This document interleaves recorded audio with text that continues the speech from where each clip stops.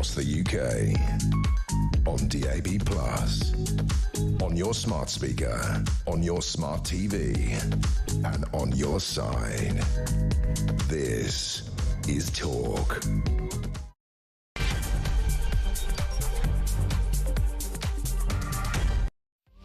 Very good afternoon. This is Talk. I'm Peter Cardwell. We're reflecting on the horrendous incident in Liverpool last night. A man has been arrested on suspicion of attempted murder. The 53-year-old man from eastern Liverpool, West Derby, has been arrested on suspicion of driving while unfit through drugs and dangerous driving offences. Almost 50 people injured in the incident. We'll get the very latest and reflect on the update that Merseyside police have given in the last half an hour. We'll talk to a policing expert about what happens next. We'll also talk about Reform UK, and we're asking you whether you think their policies are a good plan, from what you've heard today from Nigel Farage. Major speech from him. Also, the King is in Canada, back in Canada, perhaps against Donald Trump. How will he walk the diplomatic tightrope on that one? We'll get the views of a political and constitutional historian. Lots to discuss today, and I want to make sure that you get your voice on the air as much as possible. 0344 499 1000. You can text me 87222 with the word talk in your text. You can tweet me at talkTV, follow me at Peter Cardwell, or you can send me a voice note, a WhatsApp text message, or give me a ring on 0344 499 1000. Loads to discuss between now and 7 o'clock. Stay with us here on Talk.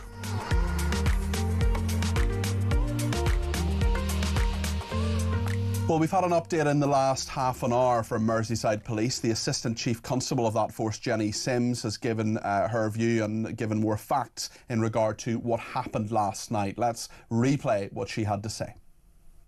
It is believed the driver of the Ford Galaxy car involved in this incident was able to follow an ambulance onto Water Street after the roadblock was temporarily lifted, so that the ambulance crew could attend to a member of the public who was having a suspected heart attack.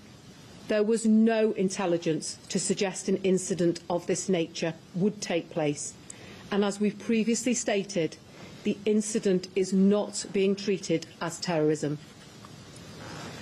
An extensive investigation into the precise circumstances of the incident is ongoing, and we continue to ask people not to speculate on the circumstances surrounding the incident and refrain from sharing distressing content online.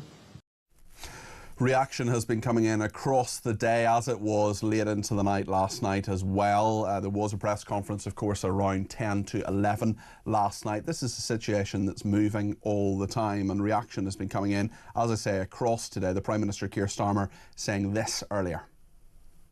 Well, scenes of joy turn to utter horror and devastation, and my thoughts and the thoughts of the whole country are with all of those that are affected, those injured, which of course includes children, their families, their friends, the whole community, Liverpool fans everywhere. And Liverpool stands together, and the whole country stands with Liverpool. Well, Nick Ellerby, our reporter, has been in Liverpool, and this was the terrifying eyewitness account one lady gave to Nick a bit earlier today. We saw the ambulance was at the top with just its lights on, just precautionary, I suppose. The next minute we heard sirens and people screaming, shouting, run. Me and my other half, Chris, we were holding hands anyway, so we literally just ran to the side street and we heard banging. We didn't know what it was, and as we stopped we turned around and there was just people all over the car. But prior to that we were where that car had stopped. If we hadn't have run, then it could have been a different matter. Did you see the state of any of the injured people, what kind of state they were in? No, we just, as we went into that side street, we didn't go back because we could see the car and we just didn't want to see what was going on. That was enough. Donna there, a woman speaking to our reporter Nick Ellerby a little bit earlier on in Liverpool. I've been in contact with quite a number of friends who live there, and what they've been through as a city, what we are going through as a nation is horrendous. What we now know, of course, is that a man has been arrested on suspicion of attempted murder and suspicion of driving while unfit through drugs and dangerous driving offences. Almost 50 people were injured during the incident. 11 people are still in hospital. They're all in a stable condition, thank goodness, and appear to be recovering well.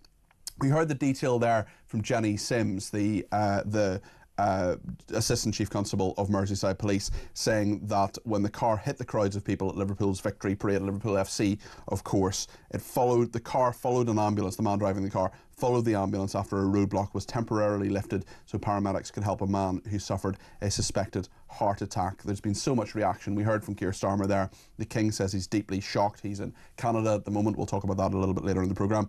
Prince William, who is of course patron of the Football Association, he says what should have been a joyful celebration ended with tragedy. Some breaking news now, and the Home Secretary, Yvette Cooper, is going to visit Liverpool tonight after what has happened. She will be there, and of course we'll bring you full coverage here on Talk as we continue this. I would imagine she's on her way there, or will be very shortly. Carol is a big fan of this show and someone who communicates with me. She's become a friend, and she contacted me yesterday. She lives in Liverpool and is a huge Liverpool FC fan. And she just sent this to me last night, and I think it's important actually to read it out just before we speak to Peter Blaxley about what happens next. She's talked about how she is so upset about what has happened, so joyful about Liverpool FC's victory in the Premier League, and so upset about what has happened in her city. She also said, last night, lots of Liverpool people offered lifts, places to stay, and various other things to anyone who needed them, Peter. We have wonderful people who live in this city. Enjoy your day. I just thought the helpers, those who assist when this horrendous incident happened, have to be remembered in all of this. And the people of Liverpool, as I know, I've been there many times, and there are some people in Liverpool, friends of mine, who've opened their homes to me on various occasions. Well, we know they're a big-hearted group of people. They're a city that cares. As I say, Yvette Cooper, she's going to visit Liverpool tonight after that incident where dozens of people were injured. We know that a number of people still in hospital, 11 of them, all in a stable condition. I want to talk to Peter Blaxley now, former Metropolitan Police detective. Peter, thank you for joining me today. We're getting more details. We know that there has now been an arrest of the 53-year-old man from West Derby in the east of Liverpool. He's been arrested on suspicion of drink driving while unfit through drugs and dangerous driving offences. What have you made of how Merseyside Police has handled this so far, Peter? In my opinion, this afternoon, Assistant Chief Constable Jenny Sims has embarked on a cynical and shameful effort to deflect responsibility or any blame. What she said was, no intelligence had been received that this kind of incident might occur, and that the roadblock was temporarily lifted. Well, there's no such thing as perfect security, but when you're policing major events, you have to expect the unexpected at all times. Be on absolute red alert for this kind of event. And therefore, if that vehicle, the Ford Galaxy, was able to tailgate an ambulance, thereby breaching a roadblock, that is a major security flaw. And consequently, there will be some responsibility apportioned at some point. I think what Sims said today, as I've just to repeat, was a shameful and cynical effort to deflect blame rather than saying it shouldn't have got through that roadblock. We're very sorry. So what should the police have done? Should they have pursued the car? Should they have got it back? It shouldn't have been let through in the first place, you're very clearly saying. But given that it tailgated, was the responsibility to immediately stop it? What should they have done? Would they have had the facilities through which to stop it? I doubt that. I don't know exactly what the roadblock was that was in place. Was it barriers? How many people were on that roadblock? These questions need to be answered, and they will probably at some forthcoming inquiry, because this afternoon Assistant Chief Constable Sims was very, very quiet about all of that, and was, by saying they had no intelligence, was just trying to deflect blame. It's an utterly appalling example of how to speak to the media and, of course, the public this afternoon. Shame on her. It's very interesting you say that, of course, because the police force have been praised for being straightforward last night anyway, and very quickly putting out the information that this was a white British man from the area, 53 years old. Do you think we can expect that kind of information to come out when, very sadly, and of course we don't want anything like this to ever happen again, but we both know it will, Peter, and do you expect that that kind of information will be released straightforwardly in future? And I gave credit where it's due yesterday and this morning, because of course their information that they put out there, they did it promptly, they did it accurately, they did it just like the Inspectorate of Constabulary who researched the Southport murders said they should do in the future. So they did what the Inspectorate told them they should do. But unfortunately, some 20 hours later, we see deflection, we see them almost trying to get their excuses in firsthand, and I think that is utterly appalling. What accountability will be there for the perhaps failings, well, you think there are failings clearly, of Merseyside police? What accountability will they face, if any, for that? These are facts. Water Street was closed yesterday to vehicle access.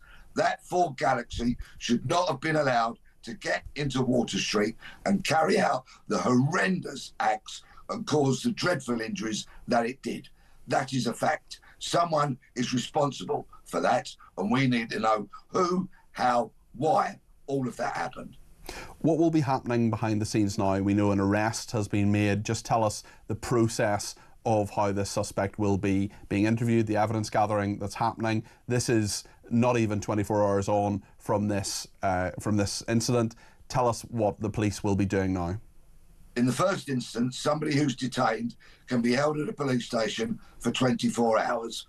So at around about 6 o'clock, those 24 hours will be up, although I strongly suspect that Detective Chief Superintendent Jaundrill will authorise 12 hours of further detention, so through till about 6 o'clock tomorrow morning. We've seen forensic officers gathering dozens upon dozens of items from Water Street. My understanding is the vehicle remains under the inflatable tent. That will at some stage have to be removed for full forensic examination. It may be that they go to a court and ask for further detention if they deem that necessary. But this will be very resource intensive. We've heard that they've called upon their colleagues from other forces to help them. It's a huge operation, dozens upon dozens of officers and experts, and with regards to that aspect of the investigation, I wish them well. In regard to the fact that Yvette Cooper, the Home Secretary, is going to visit Liverpool tonight, I mean, you're talking about this being a fast-moving, resource-intensive investigation. Sometimes politicians can get in the way, can't they? Or do you think it's right that someone from the Cabinet should go this quickly to Liverpool to express her condolences and no doubt talk to the police as well in regard to what they're up to? Well, we know so many of our senior politicians love a photo opportunity, and some poor underling has probably been sent to search a cupboard to find a roll of red carpet. But there you go. They will. It may be, in fact, that the Home Secretary does provide a bit of a morale boost to the very hard-working officers, although I very much doubt that the officers who are really doing the hard work on the front line will have any time whatsoever to waste on speaking to her. Peter, thank you very much. That's Peter Blexley, former Metropolitan Police Detective, our crime commentator here at Talk, author, speaker and host of Crime Suspects as well. Thank you to Peter. And there's an awful lot of questions, as he says, still. There are all sorts of details emerging about the man who's been arrested. We know, of course, that the police appear to have learned from Southport in terms of getting the information on his age, ethnicity and background out there completely quickly. Do you think in these major incidents that the police should release that information as quickly as possible? My personal view is that they've got to be equitable. They've got to do every single one of these which I hope don't happen again, but we all know they will, very sadly, because it's sadly a fact of life in our society. That kind of information needs to be put out. The public need to know what is going on. We don't want anything kept from us, and I wonder if every police force will do this. There's no national guidance on it, but I wonder if, of course, this was a reaction to Southport, it's a reaction to Her Majesty's Inspectorate of Constabulary report that Peter Blexley was talking about there. Nick is in London and has given me a ring about this, 0344 499 1000. Nick, you're very welcome to the programme. What's your view on this? What would you like to say? Hello, Peter. I hope you're well. Desperately sad news, and I wish the people injured well.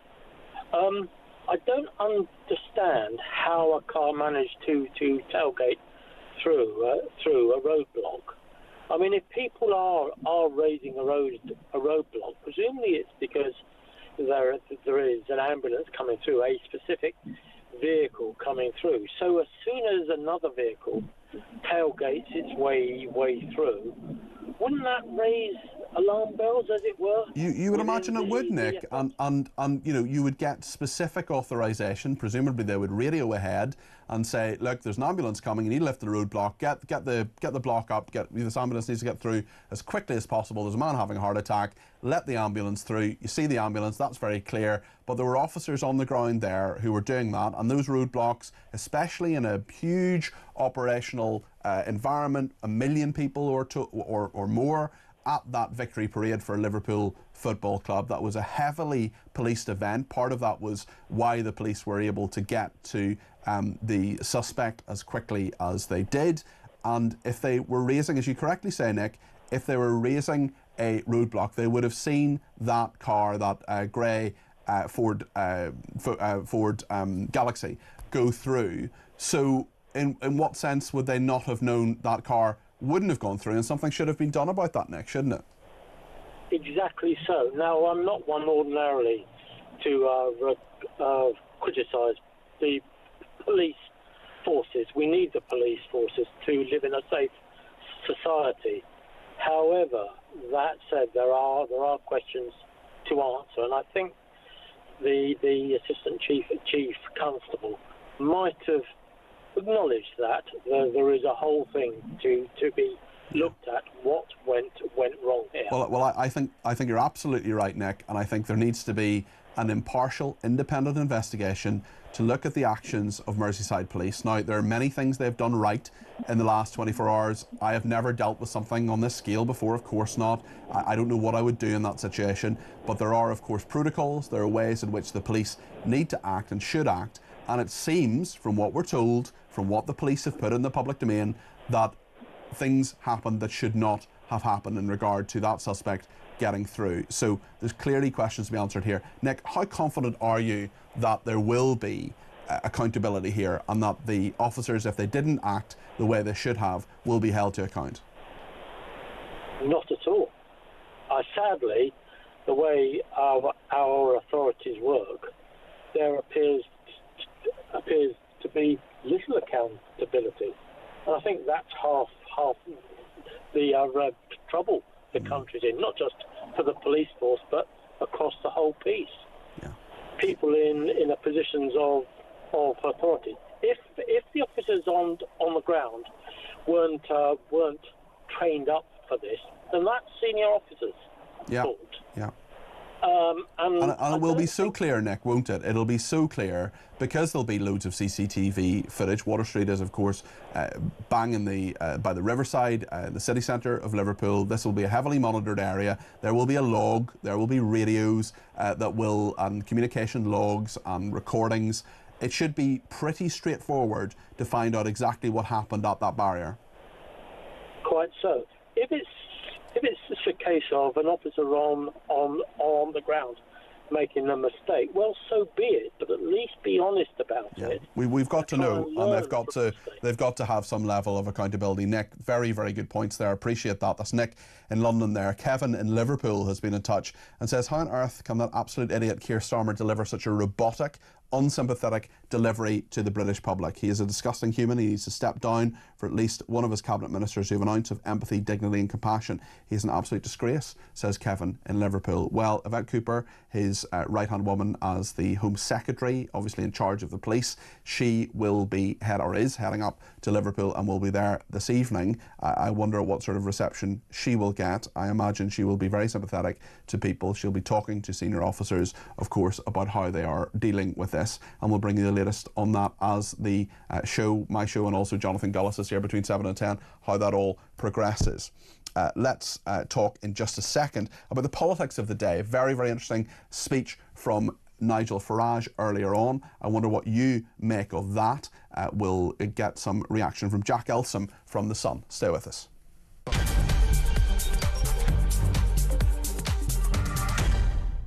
I don't know whether it'll be a game changer, Julia, but it is the right decision.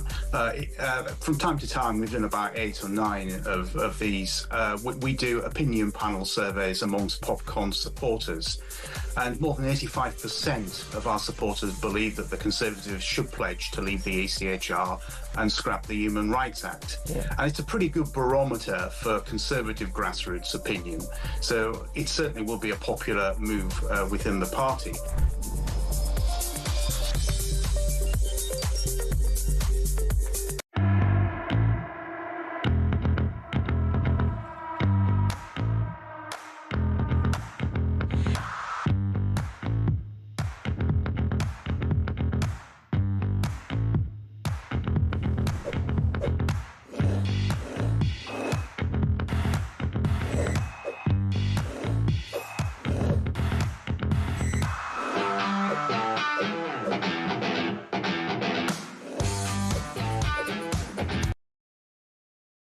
Across the UK, on DAB+, on your smart speaker, on your smart TV, and on your side. This is Talk.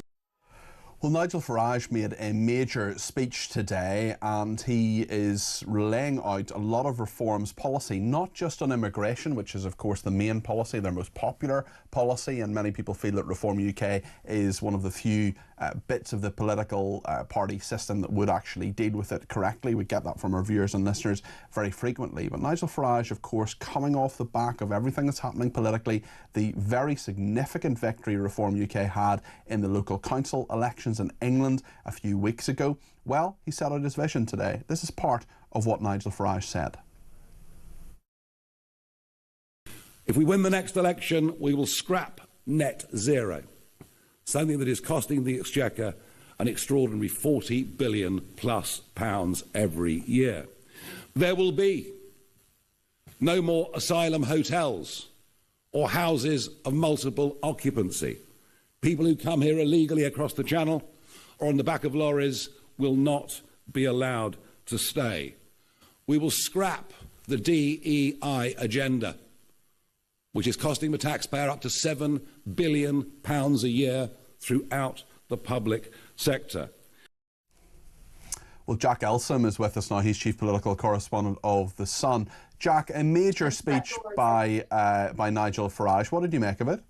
Laura said... Afternoon, Peter. Well, yeah, you're right. You know, he really did seem to park his tanks on Labour's lawns with lots of policies which, you know, could have in past come from a Labour party leader. He said that he was the standard bearer now of the working class, and he's really been buoyed by that local elections victory, in which it proves to not just him but the wider public that not just Tory but Labour seats are now vulnerable to the momentum and the onslaught of reform. You know, stuff like overturning the winter fuel cut, bringing back scrapping the two-child benefit limit, really punching Labour's bruises on that one, because as you know, lots of Keir Starmer's backbenchers are getting very jumpy now about this cap and wanting to scrap it. Even seems to have forced him into at least considering scrapping this cap. And so for Nigel Farage to say that he actually wants to get rid of it completely is going to be, going to be very awkward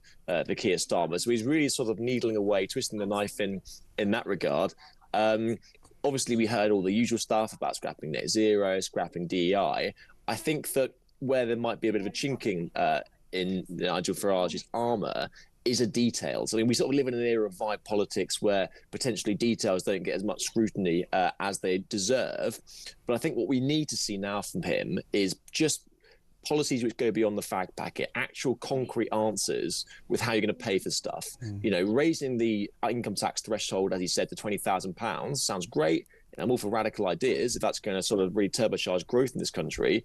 But by Nigel Farage's own admission, it would cost tens of billions of pounds. And at the moment, the details of how we'd pay for it seem a bit lacking. And he's saying, and Reform is saying, that in a year's time we'll get more detail on this. It does seem to be quite a while to actually wait for that level of calculation, although they may quite reasonably say that a general election is probably 4 years away, so why make the calculation now? Maybe just wait and see. Yeah, you're right in that regard, but I do think that it's going to be a bit of an issue for them because I think listen, they've done incredibly well on a load of other factors. They've clearly identified touchstones within the British public on immigration, on other reforms. Nigel Farage is probably the best orator in modern politics, and as Yusuf said, probably one of the most consequential politicians of our lifetime. But I think the one thing which could be their trip-up point is a lack of credibility and sort of passing the competency sniff test. And I think that if they give other parties a year to say, actually, what you said sounds amazing, but you're selling the public a pipe dream because you've got no concrete answers and policies to do it, that's only going to exacerbate the problems I think they already have. And if you think about something like, Kemi Badenoch, Mel Stride, lots of Tories have already been very quick out of the traps this afternoon, saying Reform are giving you a pup, and they have absolutely no idea how they're going to pay for it. And I think that if they wait a year to come out with their spending plans, I think those problems are only going to get worse. So, listen, I think Nigel Farage is doing an incredibly good job at tapping into many of the Angus voters' fear. Many people are putting their faith in him. But I think to go to the next level, he's going to have to give some more details about how he's going to pay for it. Because if he's not, then I think that this problem's only getting worse. Having said that, he's clearly way ahead in the polls at the moment on the back of a massive win from the local elections, and so all the momentum's still with him. Well, certainly you mentioned that momentum, and I just wonder, you talked about the Conservatives there, what sort of scrutiny have Labour put Reform under today? Because they will be feeling the heat as well. I saw some recent polling saying that a third of Conservative voters at the 2024 election were considering voting Reform. Only 9% of Labour voters, but clearly this is a very deliberate shift to see that red wall, to talk about Labour voters, to talk about their concerns and to appeal to them in a way that perhaps Reform hasn't quite done before on a national level anyway. Yeah, well, I think that Nigel Farage is right when he says that Labour are terrified of Reform, and you can see that in their reaction. Some pretty desperate quotes, I think, from the Labour Party coming out this afternoon. You saw Ellie Reeves reacting to the speech in which she attacked Nigel Farage personally as a privately educated stockbroker, in her words. Now, there's many people in the Labour Party who are privately educated. Also, they're saying that seriously, that the financial sector isn't something that we should be championing in this country. Or that being privately educated should exclude you from being Prime Minister. I mean, that would exclude quite a number of Prime Ministers, including Labour ones, including Tony Blair. Totally. And so it seemed a bit of a weird remark to make, but I think that they are so jumpy now and so keen to try and blunt the Farage effect that they're trying to come up with any attacks they can, and if that attacks him personally, then it seems to be so be it. They keep on drawing with his supposed praise of Putin, questionable at the least. His comments about the NHS again could be interpreted in many different ways. Nigel Farage is one of these Teflon politicians. None of it seems to stick. And it's almost like Trump in America, that the more you attack him, the more you rile up his base. And so I think that the strategy at the moment, which they're going after by sort of launching these ad hominem attacks, seems to be pretty poor. And you're right that this is reflected in the polling as well. Nigel Farage today again has opened up a poll lead over Labour. Although actually it was very interesting as well to see another poll showing that if Nigel Farage was put against any other politician and it was just a two-horse race, whether that was against Kemi Badenoch, Keir Starmer or Ed Davey, he would lose. And so clearly there is a feeling that Nigel Farage's support in this country might be capped, and there are still a lot of people who don't like what he says and will never vote for him. But in a first past the post system, that might not matter. When you can scrape by on 25-30% of the vote and get a big majority, only 1/5 of people voted for Keir Starmer at this election, at the last election, and he won a thumping landslide. So actually, it might not matter that there's still swathes of the country that don't like him, because in the system that we have, you can get away and do very well out of the fact with just a very strong base spread out very thinly. And as you know, as a stalwart of the Lobby 11, you need to play the ball, not the man, Jack. The IMF raising the UK's growth forecast as it warns on tax and spending. Just briefly talk us through that. Yeah, I think it was a glimmer of good news for Rachel Reeves. The IMF have upgraded their forecast, as they've done with most countries, to be fair. Although Donald Trump's tariffs are going to have a pretty punishing effect, I think wiping about £8.5 billion off GDP. But the thing is, though, even though 1.4% is not a lot in the grand scheme of things, it is better than what we had. It is not going to be enough, and is not the sort of growth that Rachel Reeves needs to avoid very, very tough decisions coming down the track. We heard today at the Number 10 lobby briefing that these fiscal rules, i.e. not to raise borrowing for day-to-day spending, or, and they want to get debt down by the end of the Parliament, they are non-negotiable still, and they are very much sticking to the line that they will stay, which boxes Rachel Reeves in, because to stay within them, it looks like at the moment, she will either have to cut spending even more, which is going to provoke a big old cabinet row at the spending review next month, or, sorry, let me just turn this call off, or raise taxes. And both of them are incredibly unpalatable at the moment. Someone's been persistent, Jack, trying to get through you. The problem with a journalist, I keep getting people trying to call me. Is it Nigel Farage? It's tough being popular, but you live with it every day. It's actually my boss. Speaking of someone who is perhaps less popular than he would like to be, unlike you, Jack, of course, many Conservatives have said it's a Bojo no-go.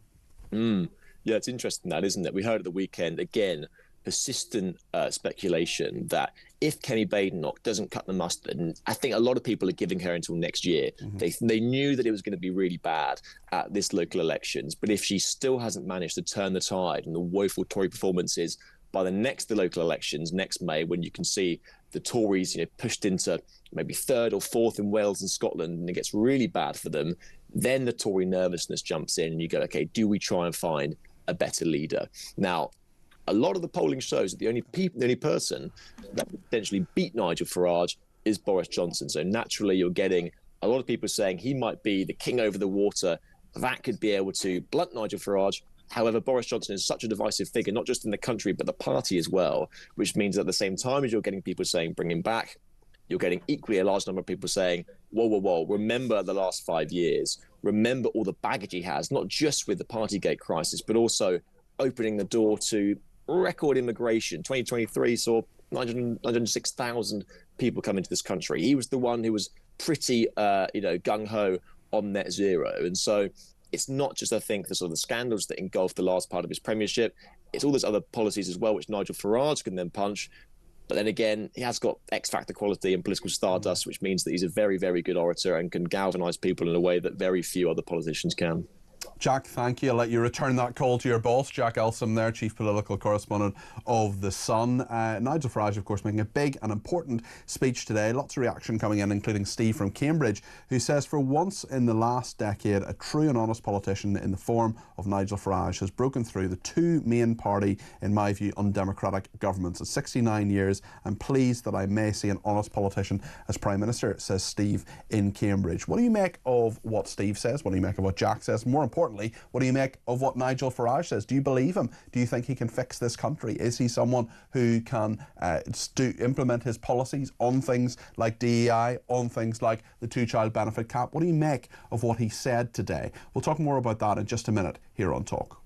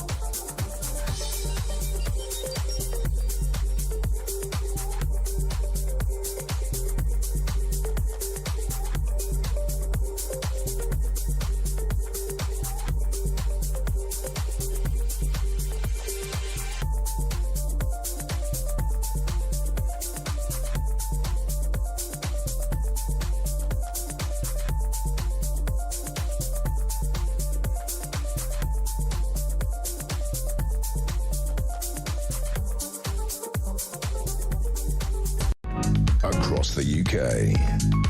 On DAB+, on your smart speaker, on your smart TV, and on your side. This is Talk. Mike Graham, of course, is back tomorrow at 6 with Morning Glory, and you can, of course, Kevin was filling in today. So Jonathan Gullis is actually with us between 7 and 10 this evening, and Kevin will be back in his usual slot tomorrow. So Mike from 6 a.m. I'll be doing Drive, of course, and Kevin in his usual slot tomorrow between 7 and 10 in the evening.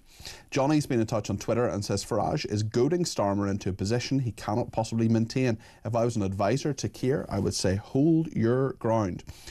Michelle says Jack Elsom, a lot can happen in 4 years. If Reform UK win the next election, things will look very different than they are today. It must be hard for Nigel to make these promises. Also, quite a number of people getting in touch on Liverpool as well. Daniel says, I don't get why the police always say we ask the public not to speculate. They should say what they know at the time and then set an expectation of another update. I think that's a really good idea, Daniel, actually. If they say, look, this is what we know now. We will know more in, say, 10 hours, 12 hours, whatever, tomorrow morning, whenever. We expect to hold another press conference. We will tell you what we know at that stage. Please don't speculate in the meantime. I think people would be very willing to help in some ways. Now, there were a lot of people speculating last night, saying all sorts of things. They knew this was the case. They knew this was a terror attack. Well, they didn't know, and that's why sometimes the fact emerging just takes a little bit longer, and sometimes people have to be just a little bit patient on that. Andy has been in touch on Twitter as well and says, regarding the tailgating of the vehicle, it's potentially the case that the roadblock may have been manned by security staff rather than the police. Normally at large-scale events, there are a lot of security staff contracted in to man barrier lines. You would think, though, that the police would have some oversight of that. We don't know, but it's certainly something worth raising, and Peter Blexley raised it earlier. Amy says, I think they should release what they can about every suspect because surely that would stop the spread of misinformation online, says Amy. It's a really good point and thank you for it. Peter is on the line from Croydon in South London. He has given me a ring on 0344 499 1000. Peter, you're very welcome to the programme. What would you like to say this afternoon? Hello, Peter. Hi there. Yes, the excuse of tailgating is really close, isn't it? So yes. I think that's such a lame excuse, to be honest with you. Anyway... well, it's not just that it's a lame excuse. It's, as Peter Blexley, I think, correctly says, it's Merseyside Police trying to duck some of the blame and not saying, if they were to say this shouldn't have happened, we're going to try to work out as soon as we can why it happened, who made the decision, and bring that person to account. Absolutely. And I just think that because the government blame people... organisations think they can put the blame on them. Anyway, Peter, my main point was about the barriers. When I went to Turkey, there was this ordinary road. In the evening and at night, they closed it down to make it into one big nightclub, if you like. And all it was barriers. Mm-hmm. So, and you could not see those barriers during the day, but at night. They put them in barriers. I mean, and you know they can be very effective, especially when there are very large incidents. And there were over 1 million people there in Liverpool. And the police kept people safe yesterday in regard to the early part of the day, that huge celebration of Liverpool FC. But clearly there are questions to be asked in regard to what happened in this attack, and we'll continue to ask them. Peter, thank you for your thoughts. Jason's been in touch with a voice note on the Liverpool incident. You can, of course, send these through via WhatsApp, 0344 499 1000. This is what Jason has to say. Questions have been asked or raised regarding how this vehicle followed the ambulance through.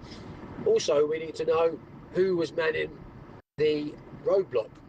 Many events in London don't have police officers on the roadblocks. They have civilian marshals.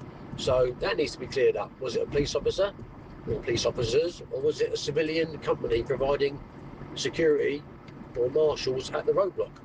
Well, that is, Jason correctly making the point there that there is more information. The police presumably know this. It's nearly 24 hours on now from this horrific attack. It's about 22 hours on, 22, 23 hours on. Surely they know who was manning that barricade, What decision did they make? When did they make it? Why was the Ford Galaxy not pursued? Who made that decision? Who said, oh, actually, the ambulance went through, but there's a Ford Galaxy as well? Did someone not say, well, follow the Ford Galaxy and see what it's up to and why it's gone through, or stop it immediately? Was that tried? Was that attempted? There are lots of questions here, and the police say they're giving us information, but there are more questions to be asked about this, and they're not going to go away. And these are very, very fair questions. These are not saying, these are not unfair. These are not saying, oh, the police did a bad job or a good job. They're saying part of the job was very good, part of the job was very bad. We need to get the full picture here. And people are just going to speculate about this. I'm not speculating, but I'm asking questions about it now. And those questions are not going to go away. Lorraine's been in touch and said a police statement is to impart knowledge. It is not to be used as an attempt to robustly deflect blame from the police force's actions. Only an independent investigation will establish the facts, as it is clear we are not going to get to the bottom of this from the police.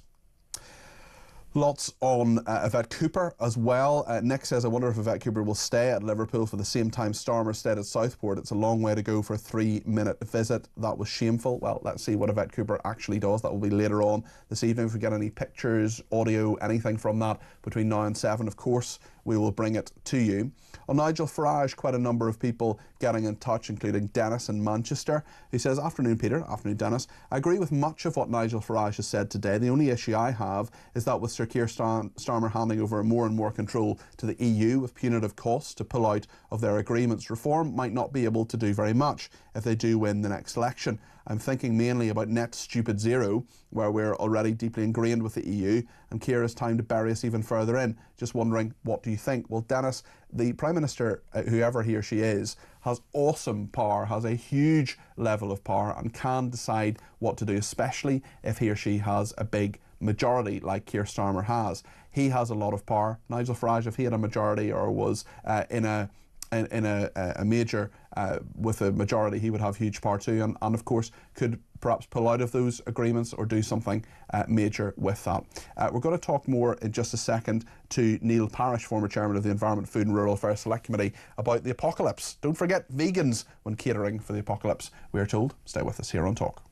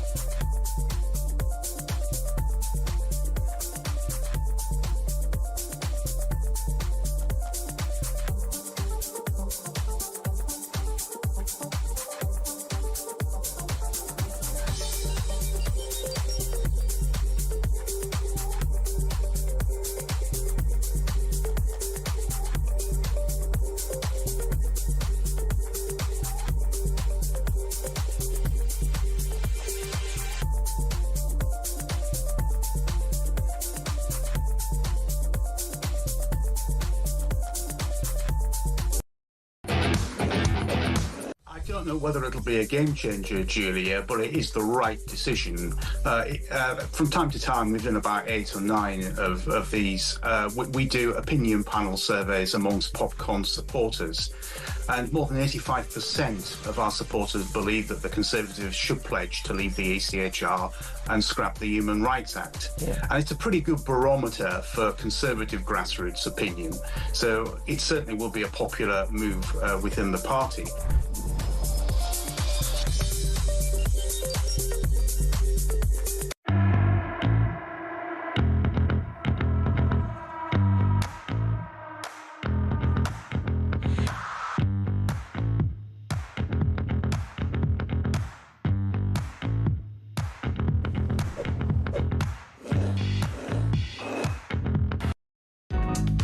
across the UK. On DAB+, on your smart speaker, on your smart TV, and on your side. This is Talk. Doug says if we have had the chance to give the Chagos Islands to Mauritius, will France have to hand back Reunion Island to Mauritius? Reunion, I think, is how you're meant to pronounce it. Graham in Bushy says, as a multi-millionaire New York property developer, Donald Trump appealed to American blue-collar workers. Maybe Nigel Farage is trying to tap into that demographic here, as Labour seems to have lost them as voters. Well, Graham, I think Nigel Farage quite successfully has already done that, but of course there's always more to be done, and we'll see how Reform UK get on at the next election. But I want to talk now about whether we get to the next election or not, because the apocalypse may be nigh. It's not nigh, just to let you know. I think we'll be fine. But don't forget vegans when catering for the apocalypse, ministers urged. I love this story. If people are in psychological shock, if there is a cyber attack or, nuclear holocaust or whatever, they need to have things they're familiar with and comfortable with, according to Professor Tim Lang, who's a professor of food policy. He said if there was, for example, a cyber attack or Russian assault that knocked out Britain's vulnerable food chain, ration packs would need to offer comfort. I think if you're hungry enough, you'll probably eat it.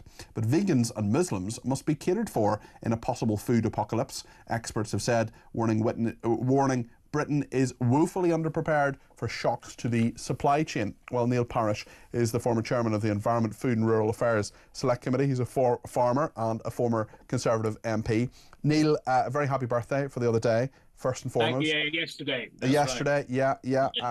Very happy birthday. And secondly, should the apocalypse come, will you be worried about, oat milk? No, I don't think so. I think we can produce quite a lot of vegan food here. We can produce a lot of vegetables, and I think just really try and make sure that we eat a lot more homegrown food, because we're very good at it. But we won't have quite the choice that you would have. Almond milk is very bad for the environment. We use a lot of chemicals, a lot of water, and of course naturally is imported. And of course we got great milk, great cheese, great beef and lamb, all produced off a really good grass in this country. So, I am a farmer. I'm a beef farmer. I declare an interest immediately. But seriously, I think I think we should look at when we buy our food. We look at the seasons, what's being produced at the moment in this country, and we can actually eat quite well, both as a vegetarian, a vegan, and a meat eater, if we make a choice. But like I said, we have far too much imported vegan food is in this country, and we're taking away the water and the means of people in Africa and beyond of actually feeding themselves. And I think that is also a problem. If there were to be a food apocalypse, if you will, should we worry about being fussy eaters? I think we would have to be less fussy. I agree with you what you said at the beginning. You can see by the look of me that I've never really starved in my life, and so I don't think I'm going to waste away anytime soon either. No, Neil. Exactly. So I think if you have a choice of some food, if it's potatoes today and meat, cheese, and then perhaps lettuce and tomatoes tomorrow, so be it. I think you'll find we would survive, and I think it's just one of those things where people perhaps ought to sometimes, when you get these reports, you don't have to take them entirely seriously, but you can look at what we're eating, when we eat it, and what time of the year. Because the one thing we've got out of in this country and across Europe and across what is a prosperous, developed world is that we think we can have a strawberry in January and so on and so forth, whereas probably better to wait to have the good strawberries now and then perhaps have something else in the autumn and have some good British apples, and then you'll be absolutely fine in January because you can keep those apples. So, I think there's ways of living within our climate and within what we produce here. And then if, you get import some bananas, import various things, but let's be reasonable and eat more homegrown food. And when you go into the shops, please look at what you're eating, look how far it's travelled, look at the food miles, and also, like I said, look at the amount of water that's being used, perhaps in climates that can ill afford that water to produce that food. And then, Neil, how vulnerable is our food supply chain? I mean, we're talking about not just about nuclear holocaust or whatever, but literally, if there were a cyber attack, if there were a Russian assault that knocked out Britain's food chain, saying that it's vulnerable. Do you think it is vulnerable? There parts of it would be, and parts of it, especially the imported parts, would be more vulnerable than homegrown food. We would have much less choice, of course, if we didn't import the amount of food that we do. But I think, you see, Populix is not what I would suggest where we would be. But, it would be difficult, and it's something we need to be. I think with these cyber attacks, you had Marks and Spencer's, you had Co-op, you had various companies being targeted. So let's not we need to take them seriously. But I think if we were to meet that, would we starve? No.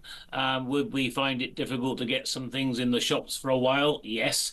But I think you'll find we would get through it. And I think we're a country that can still produce a lot of our own food, whereas many countries can't. And so I think in that respect, we're better off than many. But these cyber attacks we have got to take seriously, because it seems to be, I'm not an expert. I pressed the thing to get on the Zoom now and it worked, and that was fine. But if it doesn't work, I'm never quite sure how to sort it out. But these young people that are doing a lot of this, a lot of these cyber attacks, seem to be able to get into all sorts of systems, don't they? Yeah, certainly. You need to be careful when struggling with technology. Neil, thank you. Appreciate that. Neil Farage, who's the former chairman of the Environment, Food and Rural Affairs Select Committee. He's also a farmer and a former Conservative MP. I want to bring you a little bit more on what Nigel Farage said earlier, the leader of Reform UK. Big speech today. This was his take on Keir Starmer breaking promises, in Nigel Farage's opinion.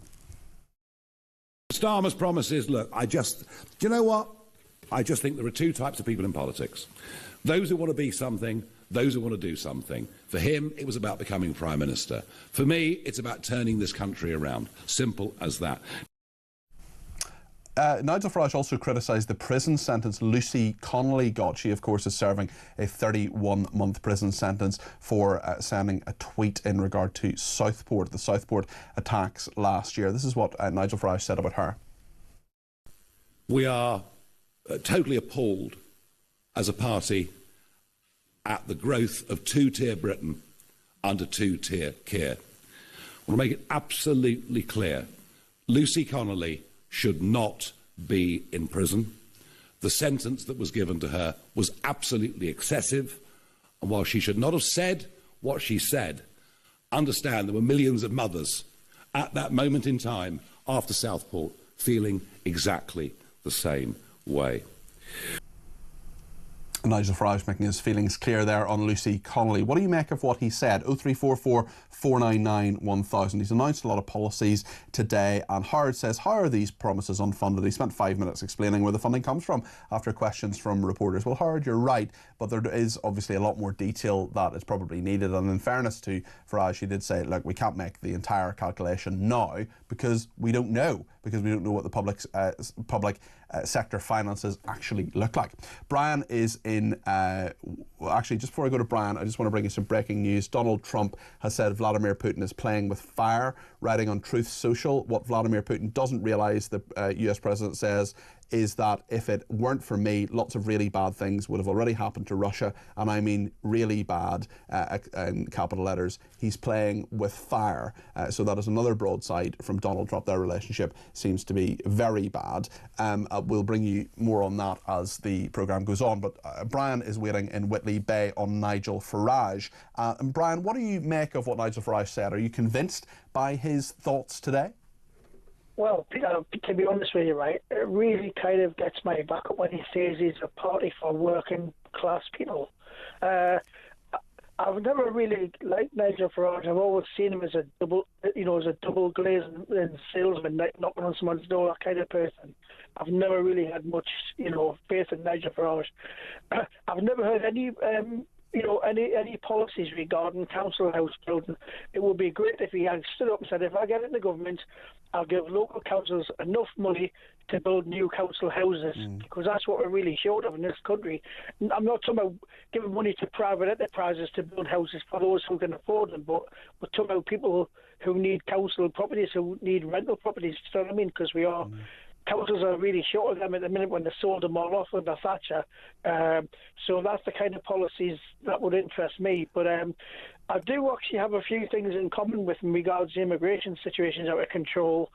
But we don't know what his views are on people on benefits who are disabled. I've got a disabled daughter, and she gets like PIP because of her disability, and I just wondered what's going to happen to people he certainly said, I don't think he said anything specifically on PIP today. I could be wrong on that, but certainly when he was talking about a major issue of benefits, talking about the two-child benefit cap, I know that doesn't affect you, Brian, but that is a major piece of policy. That's 3.5 billion quid's worth of public spending, and he says he wants to be on the side of people to have larger families, to deal with the population crisis in this country, so that people can be there, families can be supported for people who are indigenous to this country rather than having those from abroad. So he did talk a little bit about that. Are you open to hearing more from him, or have you made up your mind already, do you think, Brian? I've never really had any inkling to vote for reform. I'm just, to be honest with you, I'm not keen on Nigel Farage anyway. Okay. And unless he made some serious commitment to, like I said, because housing's a massive problem in this country, Peter, as you know, all over the place. We need council houses for people to live in. You're absolutely right. We need to build more homes, Brian, and the Labour government, in fairness to them, are talking about 1.5 million. I think that's ambitious, but we will see what actually happens. Jonathan in Sheffield says Nigel Farage was talking like a true Prime Minister. That's what he says. What do you think? 0344 499 1000. Well, we're going to be talking to the Shadow Home Secretary, Chris Philp, in just a minute or two about Liverpool, about what Farage is saying as well, and whether Boris Johnson could return. Stay with us.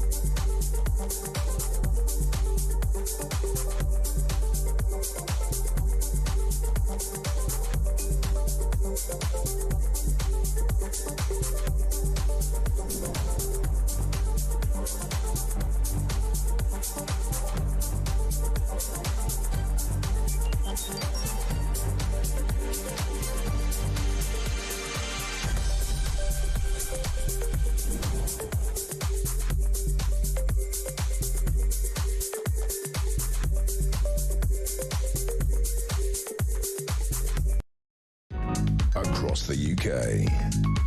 On DAB+, on your smart speaker, on your smart TV, and on your side. This is Talk.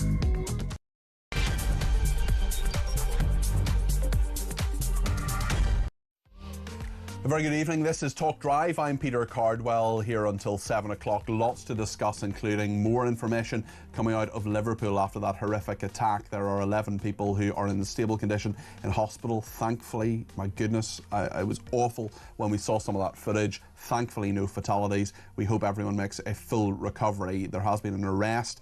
We will see what happens with that. The Home Secretary is on her way to Liverpool. We'll talk to the Shadow Home Secretary, Chris Philp, in just a second. We'll also talk this hour about the sport, give you an update on that, and also about Reform UK, because Nigel Farage has been given a big speech today setting out what he would do as Prime Minister and what Reform UK would do in government. We'll get your reaction to that. Let me know your thoughts. 0344 499 1000. That's the number to call to get your voice on the air. You can text me 87222 with the word talk in your text. You can tweet me at talkTV. Follow me at Peter Cardwell. You can send me a voice note. You can send me a WhatsApp text message, or give me a ring on the main number, which is 0344 499 1000. Plenty to discuss in the next couple of hours. Keep it on Talk.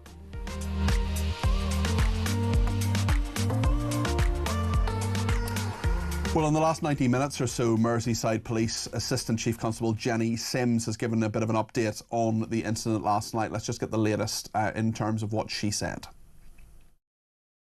It is believed the driver of the Ford Galaxy car involved in this incident was able to follow an ambulance onto Water Street after the roadblock was temporarily lifted, so that the ambulance crew could attend to a member of the public who was having a suspected heart attack.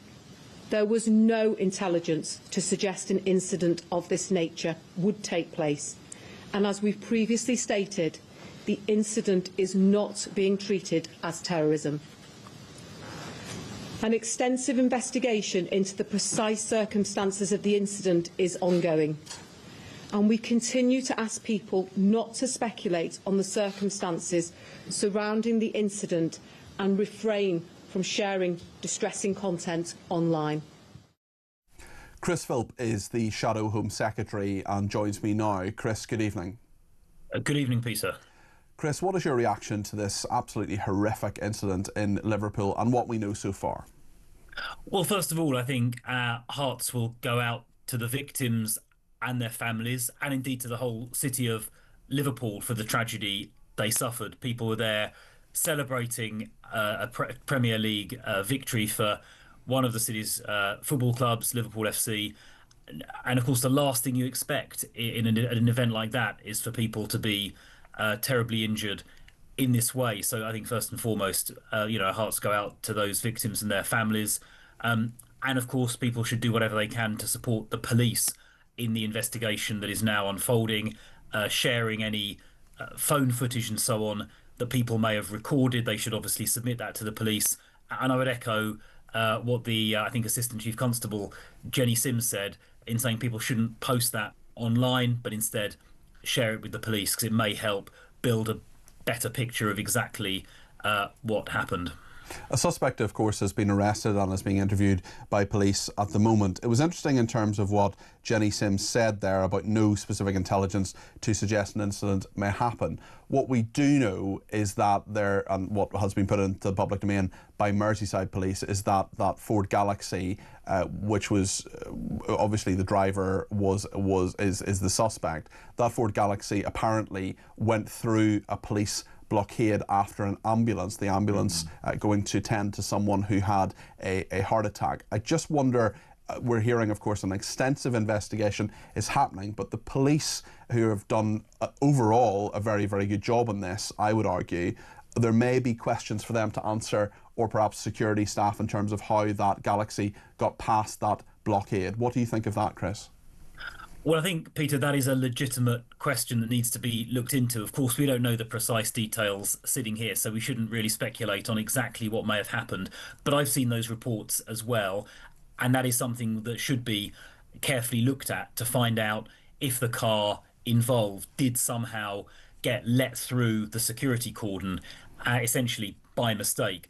Now, we don't know that happened. We've just heard reports, but I think the police investigation. Well, the police did say that in their press conference. They put that information in the public domain themselves. So I just wonder how we hold them accountable or look into that in terms of what actually happened. This extensive investigation is going on. Obviously, it's not even 24 hours since this happened, but there are many questions, not just for the suspect, not just legally, but for the police as well.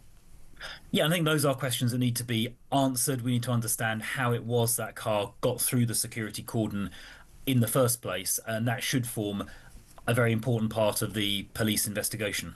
You're a former police minister at the Home Office before you became Shadow Home Secretary after the election, Chris, and I wonder what you think about the fact that Merseyside Police very quickly put out that the suspect was a white British man, aged 53, from the Liverpool area. Was that responsible policing, and should that always happen when a major incident occurs? Well, I think there are some lessons that the government, including the Prime Minister, and policing should learn from what happened in the aftermath of those terrible Southport murders, those young girls last summer. And one of the lessons that I think comes from that, and it was reflected actually in the Chief Inspector of Constabulary's report, is that if there is an information vacuum, if the police and other authorities don't disclose basic information, then misinformation can fill the void. And sometimes that misinformation is propagated by hostile states. Some of the information that was putting around on social media last summer following those appalling and very tragic murders was being propagated by organisations or people outside of the UK, possibly state-sponsored. So I think to avoid having that vacuum, which malign actors might then fill with misinformation, there is a strong case for getting basic information out quickly. That is clearly what has happened here, by contrast to last summer. And I think that is a better way of handling it. You and I, of course, both really hope nothing like this happens again, but we're not naive enough to think that it won't. When something like this happens again, should there be a uniform policy in this? Because we have, as you correctly say, about 3 weeks ago, Her Majesty's Chief Inspector of Constabulary putting out this guidance saying that this, the more information you put in the public domain, the more you inform people as much as you can, then you stop the speculation, you stop that void, as you were saying there. But you know and I know, if something like this happens again, and that type of information isn't put in the public domain, and it's someone of a different ethnicity, it's someone with a different background, well then, or even the same background, there's going to be criticism, isn't there? Well, I think obviously each case needs to be taken on its merits. There may be particular circumstances that lead the police to either say more or less, but I think as a general principle, they should be, and in particular in an age of social media where speculation can rip around pretty fast. I think as a general principle, the police and the authorities should be putting out a bit more information rather than less at an earlier stage as a general approach. I think the independent reviewer of terrorism legislation, Jonathan Hall, QC or KC now, made a similar point.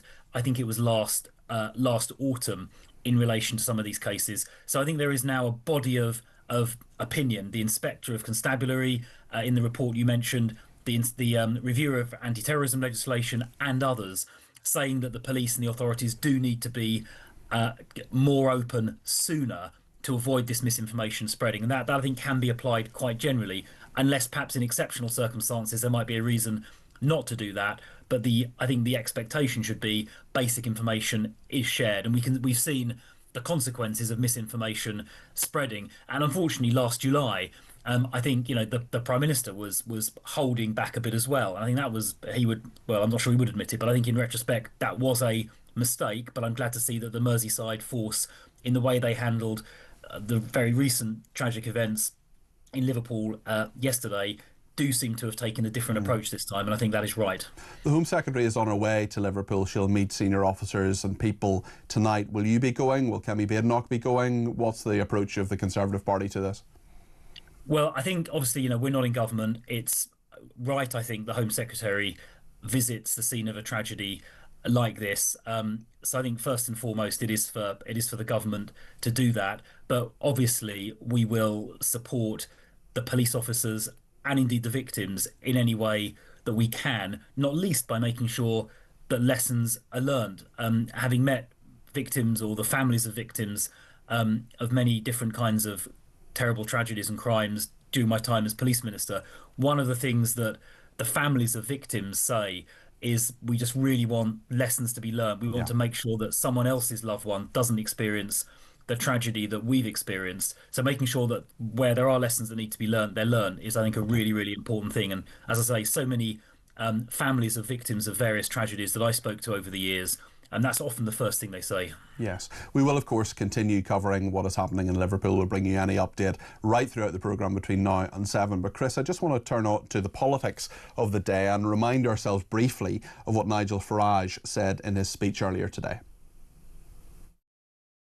If we win the next election, we will scrap net zero, something that is costing the Exchequer an extraordinary £40 billion plus every year.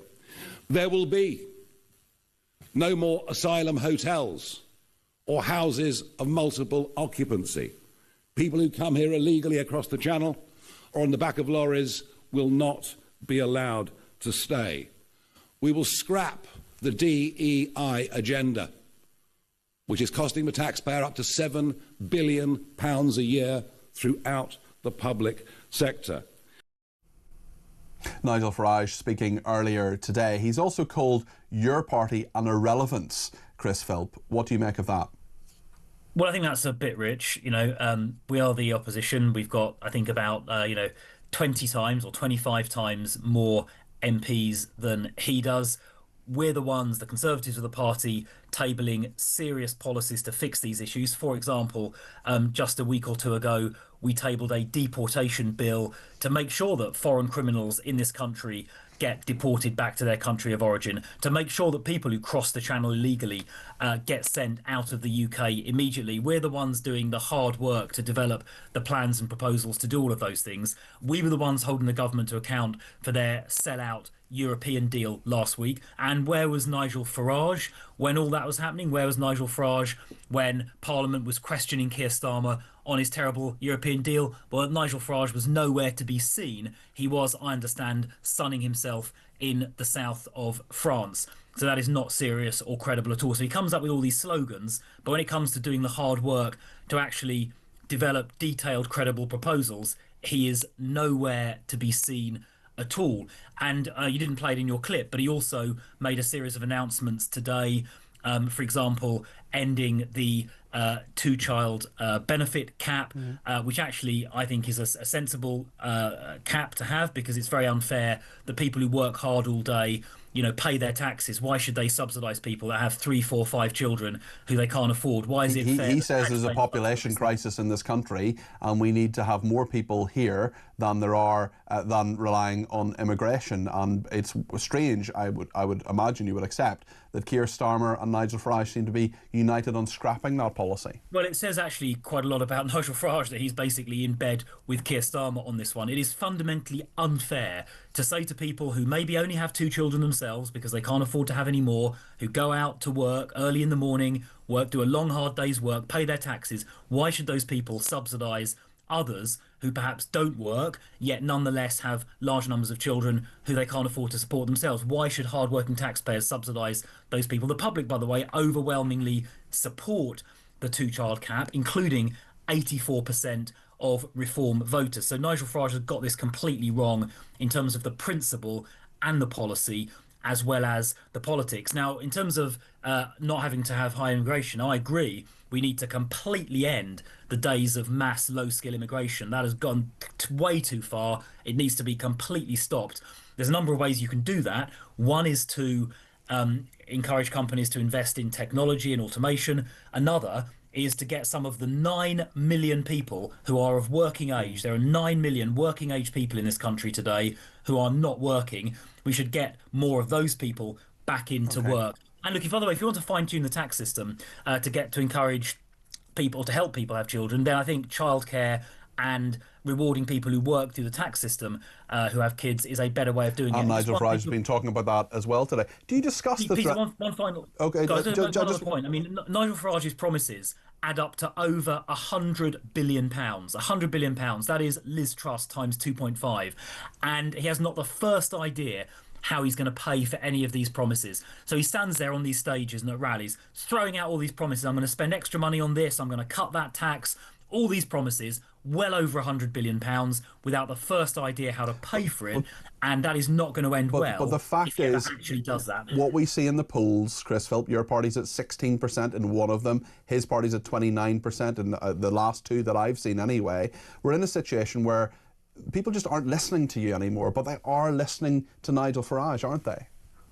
Well, I think the truth is, Nigel Farage has never been in government, hasn't had to explain a record, and he is simply making promises, like attractive sounding promises. I'm going to cut all these taxes, I'm going to spend all this extra money. He's making those promises without having any idea how to deliver them. Now, that sounds superficially attractive. I mean, it's called populism. It sounds superficially attractive, but when it gets properly scrutinised, and when people actually have to make a serious decision about who's going to run the country in 3 or 4 years' time, then I think people will appreciate. But they've seen what you guys. But they've seen what you guys make did. Promises which can't be funded. But they've seen what you guys did over 14 years. That's been rejected. The Labour has down 10 points in the polls from where they were not even a year ago when they won their majority. So people are accepting what Nigel Farage is saying at face value and essentially saying, well, actually, we've had two parties that haven't done what they said they'd do. Maybe we'll give someone else a chance. I mean, do you discuss the threat of Nigel Farage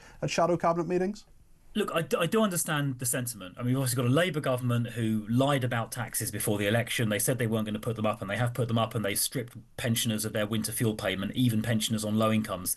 And I also accept, just to be completely honest, that the last government, the last Conservative government, made a number of mistakes, right? Like immigration was too high, for example. I would have liked to have seen taxes lower, to give a second example. So those were mistakes, speaking honestly, the last Conservative government made, and that's why we got a kicking at the last election. But we're now under new leadership, developing new plans and new ideas, but they are credible plans. So when I talk about ending mass low-skill migration, we've got proper plans to do that. Now, we haven't made any pledges on tax yet because we're going to do that. Is Kemi Badenoch honestly credible? What about Boris Johnson? Should he come back? Look, I think we've got a leader, Kemi Badenoch, who I think has the courage of her convictions, where we've already set out some quite important policy ideas on immigration, like repealing the Human Rights Act for immigration matters and having a legally binding annual cap on migration, for example. But what we're not going to do is throw out these promises like Nigel Farage. We're going to spend £100 billion of extra money, or we're going to cut taxes to the tune of £50 billion. These vast, enormous sums of money, which Nigel Farage is tossing around without the first idea about how they're going to be paid for. We're not going to do that. We're going to be responsible because we have learned the lessons of the past. And I think, I understand that the public are very angry with Labour, completely understandably.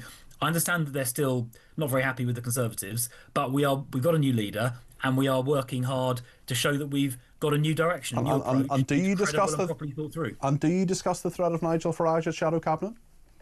I mean, look, we talk about the political landscape generally, which includes the failing Labour government. It includes other parties like the Lib Dems and Nigel and Reform as well. Obviously, we discuss all of those issues. Be kind of silly not to. But what we're determined to stick to is being credible in what we say. And when we say we're going to end mass low-skill migration, we've got a plan to do that. And when in the future, not today, but in the future, when we talk about our plans for tax and spending, they're going to be credible, and they won't cause an economic crisis. If Nigel Farage actually implements what he said with all these massive spending increases and massive tax cuts, then it'll crash the economy and all the financial markets. Now, look, I'm the first person to want tax cuts, but it has got to be done in a way that is properly thought out and responsible.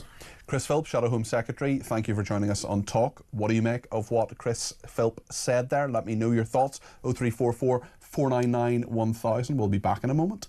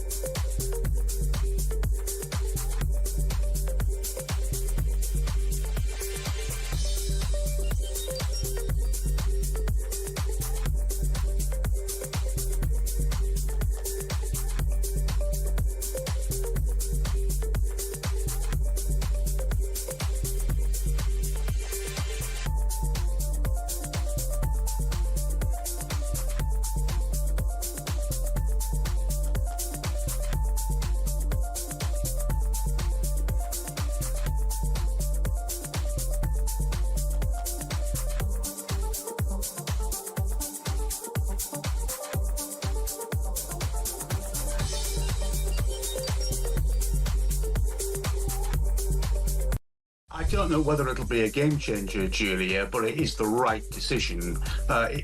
From time to time, we've done about 8 or 9 of these.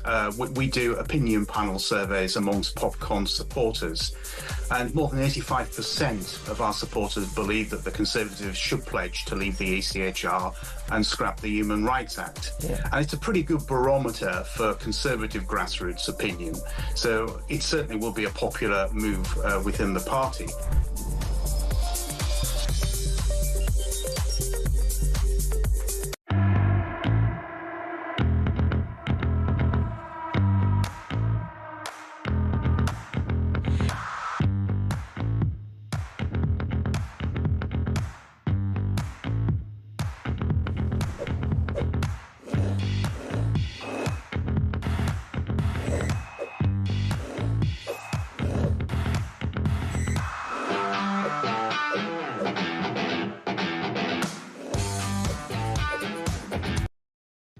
Across the UK, on DAB+, on your smart speaker, on your smart TV, and on your side. This is Talk.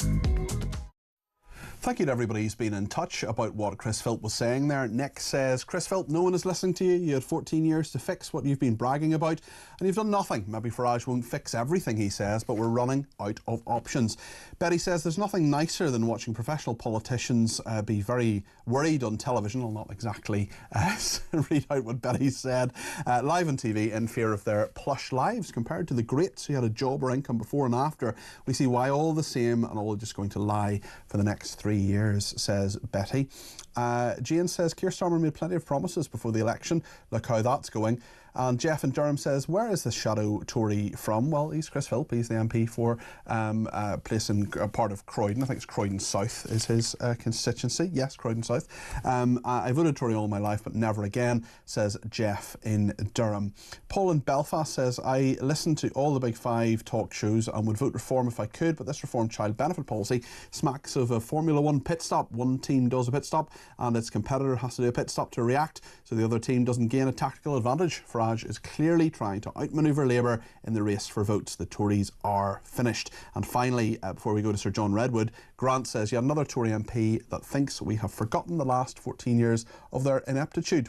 Well, Sir John Redwood is a former Conservative Cabinet Minister, and Sir John, there's quite a lot of hostility certainly to what your former colleague Chris Philp has been saying there. People, certainly our viewers and listeners, still angry with the Conservatives. Will they, do you think, find solace in what Nigel Farage has been saying today? Well, at the moment, that is what is happening. But as Chris Philp was saying, it's a long time till the next election. The Conservatives are undergoing a big rethink. Kemi Badenoch has very clearly apologised to the public for the bad performance over immigration, which I think was the single most annoying thing for those who've gone off to reform at the moment. And as Chris says, the economy could have been handled better. COVID knocked us sideways, and taxes are higher than Conservatives would like. So the Conservatives have got to try and earn some trust and show that a new team is going to be better and will be different and has learned from the drubbing the Conservatives got in the last election. Do you think Kemi Badenoch has staying power? Do you think she'll last until the next election? Yeah, I think Kemi is very strong, and I don't buy any of these stories at the moment. There's about to be a leadership contest. I don't think the Conservative MPs are any mood for a leadership contest. Had too many leadership contests in the last Parliament, and it added to the aggravation rather than solve the problems. And this nonsense idea that Boris is about to leap back and... Well, I was going to ask you about that, because there seem to be various noises in regard to Boris Johnson. Do you think it's just all nonsense? Well, it's completely nonsense, and you should ask Boris himself. But the first thing is you can't stand in a leadership contest unless you are an elected Conservative MP. Although one Johnson ally says there is a Boris-shaped hole in British politics. Well, maybe one ally does say that, but I'm talking about the realities. There is no move for a leadership contest in the Conservative Party, full stop. So there isn't going to be a contest. But even more bizarre is to say that Boris is about to come back, because, of course, he would need to be adopted to fight a by-election seat. He would need to win that by-election seat. then the media would be quite entitled to go and ask what the plans are, both of the party and of Boris, because if he'd succeeded in doing that, obviously he'd need a role in the elected party. But I just don't think he's in the mood to do that. I see no sign that that is happening. So I think all these stories are complete nonsense. Where do you stand on the two-child benefit cap, Sir John? Well, I would not get rid of the cap. I think it was introduced for good reasons. And I don't see where the government's going to find £3.5 billion from all of a sudden to buy that out. Kemi Badenoch made the case very well about why it was introduced, particularly where people who are in jobs and not on benefit but don't have very much money have to make tough choices and say, we can only really afford one or two children. It's a bit odd that if you're not in work and you are on benefit, it's made a bit easier for you. There's also the question about people who arrive in the country from elsewhere and those who come in legally and are welcome here nonetheless. Would we immediately want them to get a lot of taxpayer support for large families when lots of people already settled here saying to themselves, well, I can't really afford to do that? Do you share my puzzlement that Nigel Farage and Keir Starmer are on the same page on this one? Well, I don't think I'm puzzled. No, I think Nigel Farage is a very good campaigning politician who watches polls and listens to focus groups. And I guess he's picked up some straw in the wind that there are some Labour voters who are very disgruntled about this that he might be able to pick up. But I think what he also needs to ask himself is what would it actually do to his credibility, trying to say that he would know how to run the country's budget, and what would it do to his migration policy and his back-to-work policy and his benefits policy, which would seem to be pointing in different directions to scrapping the two-child cap. Sir John, you have what I think the technical term is a big economic-y brain. Can you tell us what the IMF raising the UK's growth forecast actually means for the man and woman on the street? Well, not a lot, I fear. I mean, they've suggested a very modest increase to 1.2%, but they then said that the risks are all to the downside, which is the IMF way of saying we'd be nice to the government, but it might not work out as pleasantly as we're suggesting. The IMF often gets its forecasts wrong. They are accepting that there's been a big hit to the economy again. They don't mention the budget as much as I think they should do. They talk about international forces and they talk about a bit of a monetary squeeze. And they're actually saying to the Bank of England, get on with getting interest rates down. And I think they're underestimating the seriousness of inflation. We've seen inflation rising quite sharply. It's back up at 3.5% when it's meant to be at a maximum of 2%. And I think the Bank of England has to be very careful about sending the wrong signals. We've seen food prices again today far too high. Sir John, thank you very much indeed. That is Sir John Redwood there, former Conservative Cabinet Minister. We've got a voice note from Ian on the interview with Chris Philp. Let's hear what Ian has to say. Listen to your Conservative commentator, if that's the right expression, trying to have a go at Nigel Farage. He's talked such a good game like they all do and they all have done in the past. But under Tories, the tax burden went up to the highest it's ever been. I know Starmer's kicked on yet again. The Tories have done absolutely nothing for the UK. The Labour Party are making it even worse. So Farage has some sensible policies, some actually patriotic policies that actually deal with the population of the UK, putting them first for once. And it doesn't matter what this Tory person spouts. People do not trust them because they've lied so many times in the past. I mean, they're even talking about potentially bringing Johnson back. What's he? He's the net zero czar, isn't he? Thanks, Ian. Yes, certainly Theresa May brought in net zero policy and it was continued by Boris Johnson. You're absolutely right with that. Mike has given me a ring from Stoke-on-Trent, 0344 499 1000. Mike, what would you like to say about Nigel Farage today? It's a big speech today. Were you impressed with it? What did you think? I was, but can I say something else first? You can, of course. To the people of Liverpool, the way you reacted to what happened, you are absolutely brilliant. You stand by your own people, you look after your own. And to be honest, I'm surprised that police got him out of that car alive. Well, did you hear what what my friend Carol sent me? I don't know if you heard that about an hour and a half ago. I said on the show. I'll maybe actually just read it again for people who missed it, Mike. But this is from my who lives in Merseyside in Liverpool, and if I can just find the message here, she said last night lots of people in Liverpool offered lifts, places to stay, various other things to anyone who needed them. We have wonderful people who live in this city, and there were so many people who tried to help one another, Mike, and it's that spirit that really is the best of British, isn't it? I think it is. I mean, I live in Stoke-on-Trent. I used to work on deliveries, and I used to deliver into Liverpool a lot. They are great people, but I'll tell you what, don't push them into a corner because they will fight. Well, let's let the police do what they have to do, Mike. No, but understand, they will stick up for each other. Of course, yeah, absolutely. The way they reacted to that yesterday was brilliant. You know, I mean, it just showed the spirit of that city. And Mike, your views on Nigel Farage? I thought it was a good speech. I do listen to politics a lot. I've got a lot of time for Nigel, can't say I haven't. But Chris Phelps, well, to be honest, I thought it was a waste of 10 minutes. I mean, right. They had 14 years. He says they're all unfunded. When they come in, there's 4 years to an election. They've got time to look at the policies. They've got the time to figure it out. And look at the books as well. You know, I mean, you listened to Starmer before he got in. He was going to do X, Y, and Z. He got it.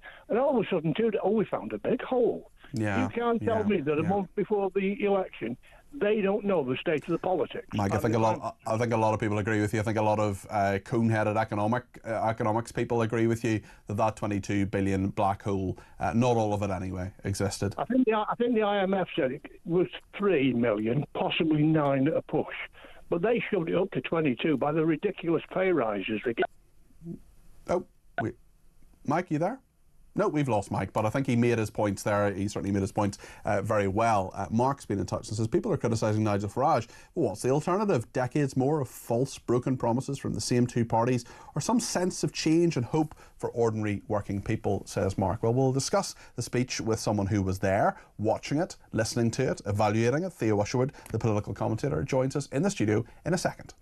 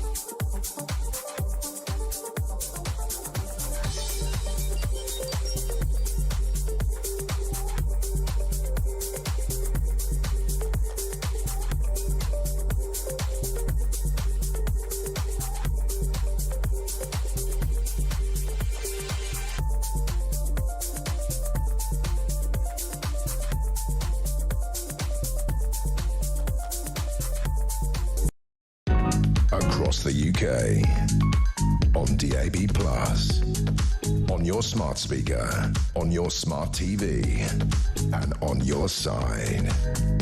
This is Talk. Well, in central London today, Nigel Farage, the leader of Reform UK, one of the 5 MPs of the party, of course, the leader, he made a big speech. We're just going to remind ourselves of what he said a little bit earlier on this afternoon. If we win the next election, we will scrap net zero, something that is costing the Exchequer an extraordinary £40 billion plus every year. There will be no more asylum hotels or houses of multiple occupancy. People who come here illegally across the channel or on the back of lorries will not be allowed to stay. We will scrap the DEI agenda, which is costing the taxpayer up to £7 billion a year throughout the public sector. Well, one man who was in the audience and he caught up with Nigel Farage and his acolytes afterwards was Theo Usherwood, the political commentator. Theo, great to have you in the studio. Great to be with you. What did you make of the speech? Well, there's some obvious holes. Namely when it comes to the spending plans, not just on scrapping the two-child benefit cap and the winter fuel allowance. Actually, that's relatively small fry. We're talking £5 billion for that, really. We're talking £5 billion in total for that, but more around increasing the threshold at which the income tax, lower rate of income tax kicks in, or basic rate. So that's when you start paying income tax. So at the moment we start paying income tax at 12.5 grand. If you increase that up to 20 grand per year, the cost to the economy, the Treasury, is around £46 billion. So it's a lot of money, and he didn't have a costed plan with exactly how he was going to pay for it. He said, yes, we'll scrap DEI. That's worth, according to reforms figures, around £7 billion. Abolishing the net zero agenda is worth around 40 billion, but that 40 billion isn't to the Treasury, it's to the wider UK economy. So okay. The numbers don't add up, but he's come back off holiday, he's looking well, and he's clearly up for the fight with Labour. And Nigel Farage, he recognises, when you talk to him, even because I caught up with him afterwards, and yes, I did a bit of an interview with him about whether he was going to cut disability benefits, and actually he wants to go ahead with that, stopping that bill rising to, potentially £100 billion on incapacity benefits. But he recognises, he's got the self-awareness to realise the hole in the reform offering to the British public. He recognises that they don't have a credible backstory when it comes to developing policy, that they've been like magpies in politics. They always pick the issue that suits them at any particular point. But he wants to address it. He also recognises that it's a one-man band. But it's also about getting to that next level politically, isn't it? Because they've had this success. They have executive power now with two mayors. They have another MP, Sarah Pouchin, I saw there was sitting behind him. They have many councils that they're in control of. They will have a record in council and at a mayoral level as well. So how do you think, and how does he think, I suppose, more pertinently, that the next level will be achieved to make them look like a party of government? Well, it was interesting. He was asked again off mic. He was asked, what does he think is going to happen? And he said, well, they've got to go and do a good job, as in my councillors have got to go and do a good job. They're in charge of nearly £12 billion worth of taxpayers' money at a local level, those 10 councils that reform one, plus, of course, the two mayoralties as well. It's a lot of public money, and he was very clear that those reform councillors he expects to go and deliver in the areas that they are responsible for, namely in places like Durham and down in Kent as well. So the pressure's on. But in Parliament, of course, there are only 5 MPs. Of course, you mentioned Sarah Pouchin, who's come in, and there is going to be more scrutiny on press conferences like today. It's no longer, and Farage, to that end, and you've been in press conferences with the Prime Minister. What does he take? He takes like 5 or 6 questions maximum. Yeah. Takes the usual. Always the BBC, always ITV. Usually. And then he might take a couple from the written press, and then it's like, thanks guys, bye. Yeah, and off you go. Farage made a point of taking a question from every single one of the media in the room. 18. He had a list of 18 questions to face, and then, for people like me who had missed out because I had to go and do another live report, he said, OK, we can all come backstage and you can ask your questions again. You can ask your questions because you missed out. The Sun, I was there with the Sun reporter, political correspondent Noah Hoffman as well. He's not scared. He's used that confidence. And so when I'm coming into this room now to be talking to you about Nigel Farage and is Nigel Farage going to make it, he understands, and people who work from like Dan Dukes understand, that I'm coming in and I can only present to you that he seems to have his tail up and he's up for the fight. Because at least he took the questions, and that's something. It is a contrasting approach, and people do appreciate that. And I think the public appreciates that as well when they see the fact that politicians will be asked questions, will be scrutinised in a way that perhaps Starmer hasn't. And actually, Farage has talked about Keir Starmer. I just want to bring you a little bit more of what he said. This was his take on Keir Starmer, in his view, breaking promises. Starmer's promises, look, do you know what? I just think there are two types of people in politics. Those who want to be something, those who want to do something. For him, it was about becoming Prime Minister. For me, it's about turning this country around. Simple as that. And Nigel Farage also criticised the prison sentence for Lucy Connolly, something a lot of our viewers and listeners have commented on, especially after the appeal last week failed. Lucy Connolly, of course, has been in prison for a tweet she sent after, which was judged to have incited violence. Her appeal has been denied. This is what Nigel Farage had to say on that. We are totally appalled as a party at the growth of two-tier Britain under two-tier Keir. I want to make it absolutely clear. Lucy Connolly should not be in prison. The sentence that was given to her was absolutely excessive. And while she should not have said what she said, understand there were millions of mothers at that moment in time after Southport feeling exactly the same way. And I think on that Lucy Connolly point, a lot of people that will really resonate with a lot of our viewers and listeners who feel exactly how Farage feels. And he is very good at having that mood of his audience. He understands the electorate who vote Reform UK. I just wonder in terms of how he translates that and brings in more people, because a lot of the opinion polls you look at in terms of his personal popularity, there is a sort of a ceiling to it. Yes, there is a ceiling of 30%. You're quite right too, and we haven't yet seen Nigel Farage and Reform consistently go up into the early mid-30s, and that's the next target, and that's what they're going to be measured against. Just on that particular point, though, you talk about Lucy Connolly, right? And I think what this is really interesting is just thinking back on that Farage quote. He's able to draw the distinction, and your listeners will be able to do the same. What Lucy Connolly did was wrong. It's abhorrent.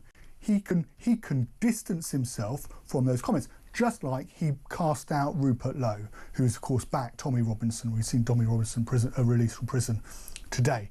But at the same time, it is perfectly possible to be able to say that that prison sentence of 31 months was excessive. And if Keir Starmer is going to hide behind the law, and it's a perfectly reasonable explanation to say, well, the law is the law and these were the sentences that were applied, then it's up to Keir Starmer then to turn around and say, well, we need to change the law. Yeah. Is Keir Starmer going to say that he wants to change the sentencing guidelines for offensive? Of course he's not, right? Of course he's not.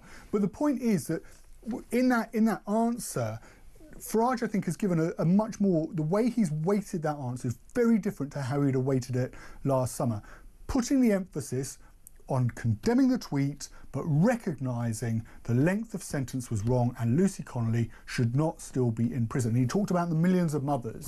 It was interesting language. You can disagree with me, you agree or disagree about whether there are millions of mothers out there, but certainly the country after Southport felt a huge sense of revulsion about what happened. Completely correct. And Farage is tapping into that same sense of revulsion and making the argument that yes, it came out in the wrong way, condemning the tweet, but it's still unreasonable to put somebody in prison for such a long time. So do you think he has matured first of all, I agree with every single word you said. Do you think he has matured as a politician? Is he becoming more leaderly? Is he dealing with things in a slightly different way now because of the electoral success of Reform UK? So yes, I do think he's matured, and I do think he's much more prepared at the moment to make decisions where he recognises that the country's in a different place to where he might be. So I interviewed, for instance, many times Jeremy Corbyn, right, and the leader of the Labour Party of the hard left. If you could always interview Jeremy Corbyn about a particular subject, and you could always give the answer that you would predict he would give as being a bastion of the standard bearer from the hard left. He never changed from the moment he was. Well, his opinions didn't. He never changed. His principles. His principles in Parliament in 1983. Exactly. His principles never changed, and right up to now, he's the same Jeremy Corbyn, right? But Farage, he recognised the comments he'd made about saying he'd admired Putin. That was problematic. He's changed tack on that. He recognised that Donald Trump may have been in his first term a really attractive proposition for people in this country who thought that actually American politics had some answers to solutions that we were facing in this country. But Farage recognises despite being very close to Trump, that because of the situation around the tariffs and the implications for British jobs in the steel industry and the automotive industry, that being too close to Trump can be problematic. So whilst he's prepared to agree with Trump on the issue of Lucy Connolly, Trump, by the way, has sent a delegation over from the State Department over to monitor the situation. He isn't prepared to just provide that wholehearted endorsement that he has previously to the US president, because he recognises that being seen as being too close to an American president who hasn't always had the interests of people in this country first and foremost in his mind, America first. He's gone down that route. That could be problematic. So yes, I do think he's matured, and he's showing at the moment, I think, a ruthlessness that he isn't prepared to let anything stand in his way. His ambition is on Downing Street. 6 months ago, most of us, you could have asked me about this, and I'd be like, I can't see it. But it seems now a lot more like possible now. Very, very interesting. I wonder if you agree with Theo. I certainly do, that Farage's attack, just his style, changing slightly, just becoming a little bit more what Theo says. Very, very interesting thoughts there from Theo, a political commentator. Let me know what you think about this. 0344 499 1000. Steve's been in touch. Says, Cardi P, Nigel has got them all on the run. Panic, panic. Labour got in by saying everything was fully funded. How true was that? Well, it wasn't true, as we know. Lots to discuss, including the sport, which is coming next here on Talk.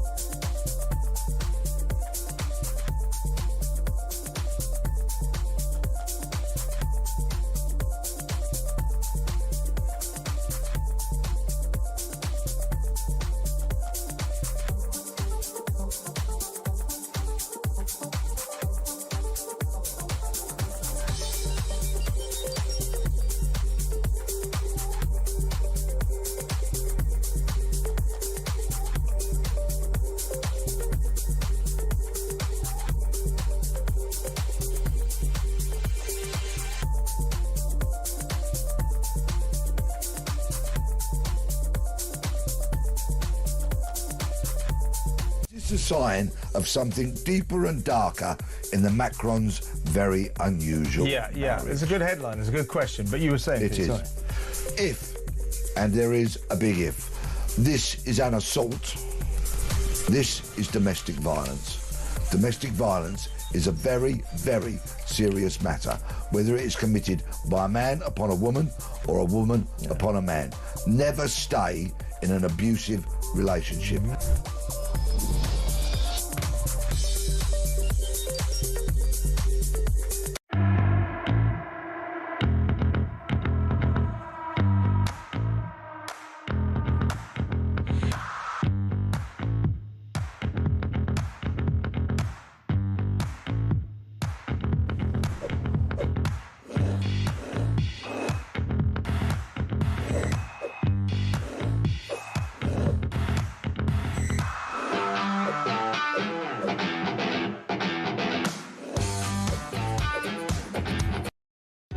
Across the UK, on DAB+, on your smart speaker, on your smart TV, and on your side.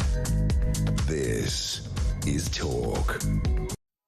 Thank you to Simon in Brentwood, who says, surely if Reform UK are going to save 70 billion from net zero and several billion from DEI, they will have more than enough to pay for the 20,000 tax threshold. Well, not quite, as Theo was just explaining there. Some of the money is the cost to the economy, so the sums don't quite add up. Graham says, with our general distrust of the police, such as over Southport and the non-crime hate incidents, is there any wonder that we don't believe what they say and what they might be hiding from us with the Liverpool incident? We'll talk more about that after the 6 o'clock news.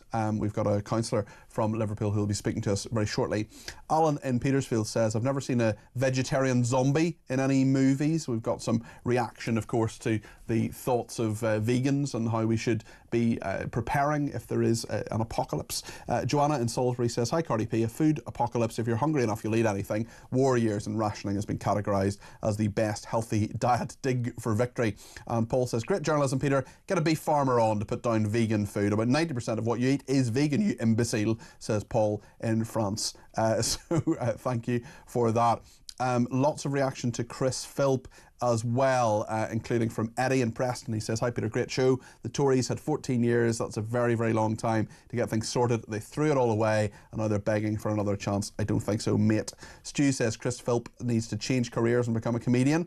There are plenty of other people getting in touch on that as well, including Rob, who says, is it because of the Tories we're in this dreadful mess now? Or, sorry, it is, declaratively, it is because of the Tories we're in this dreadful mess now with the Labour government, Tory lies and broken promises under them. I will never forgive or forget. It is Reform UK all the way now for me, says Rich in London. We'll return to your messages in a second, but now it is time for the Sport Summary on Talk. Ian Danter is with us. He's a TalkSport commentator. Ian, you're very welcome to the programme. And big news from the world of football is one of the greatest of all time could be set for a new club. What's going on with Cristiano Ronaldo? Yes, he's tweeted in the last 24 hours that the story is over and talk of a new chapter. His Saudi Arabian club failed to win the title despite leading on the last day of the season. He scored his 800th club goal to put his side in front, but they ended up losing 2-1, so the title's gone. So there's all sorts of speculation now, Peter, about where this next story, this next chapter means, what he's talking about. There's rumours of a move to Brazilian football, Botafogo, one of the clubs being linked with him. I'm not sure it means a return to the Premier League, if that's what's being asked. I think it's more likely he might go back to his native Portugal. I don't know whether he fancies one last crack at the top flight over there in Portugal, or maybe Brazil, where of course Portuguese is the national language. We'll just have to wait and see, because he's being a bit cloak and dagger at the moment. Well, no doubt it'll all become clear very soon. In tennis, the French Open continues, of course. Some good success stories for the Brits so far. Just bring us up to date with that. Yeah, well, Sonny Cartel won her ladies singles match against Andrea in straight sets. She's the world number 56, so good performance from Sonny. Brilliant performance from Cam Norrie, who beat Medvedev in 5 sets. He was 2 sets to love up. Medvedev got it back to 2 sets apiece, winning that 4th set 6-1. You feared for Cam at that point, but he won the 5th set 7-5. Currently on court on the Suzanne Lenglen court is Jack Draper, Britain's number 1, who's up against Bellucci of Italy, Matteo Bellucci. And it's 1 set apiece, but Draper is on serve and set to clinch the 3rd set. He's 5-4 up and playing some good stuff, but the Italian's hitting a lot of winners, so Jack's got his work cut out here. And in women's football, a shock retirement from a former sports personality of the year. Tell us about that. Mary Earps has decided to quit international football for England on the eve of the European Championships in Switzerland.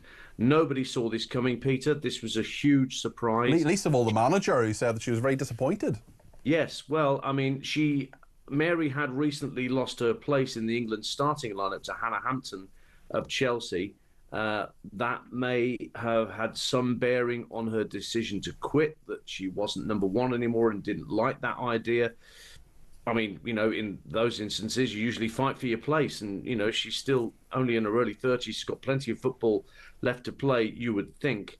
But no, she's decided she's going, and she's going now. So it leaves Sarina Wiegman with the problem of having to find a 3rd keeper to go to Switzerland with England. And, you know, those sorts of keepers of that sort of quality are very thin on the ground at the moment. So no wonder Serena Wiegmann's a little bit upset and disappointed that Mary's decided to take this decision right now when the squad are literally together and about to head off to take part in the tournament. Not the best note for them to go off and do that.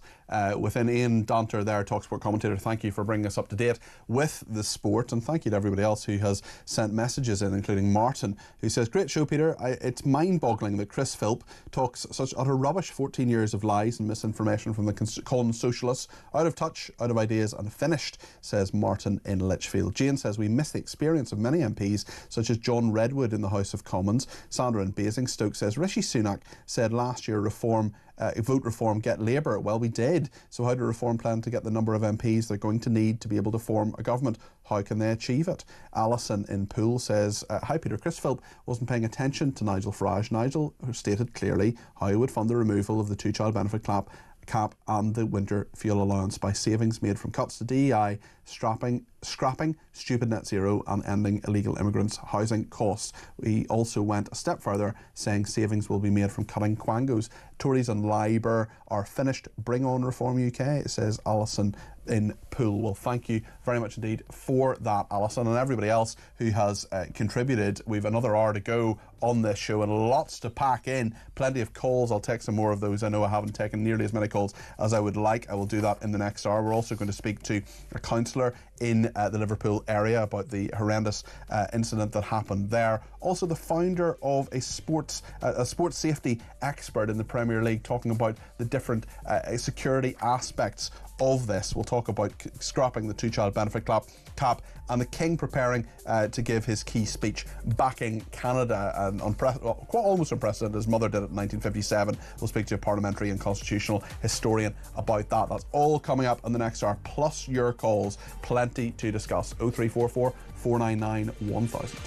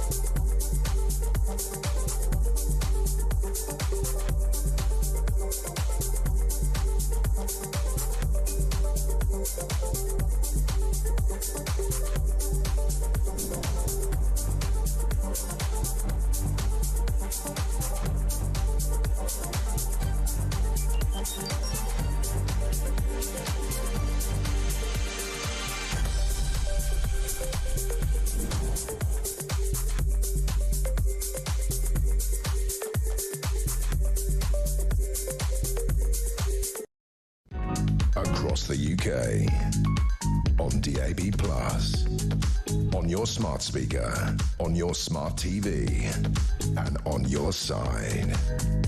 This is Talk.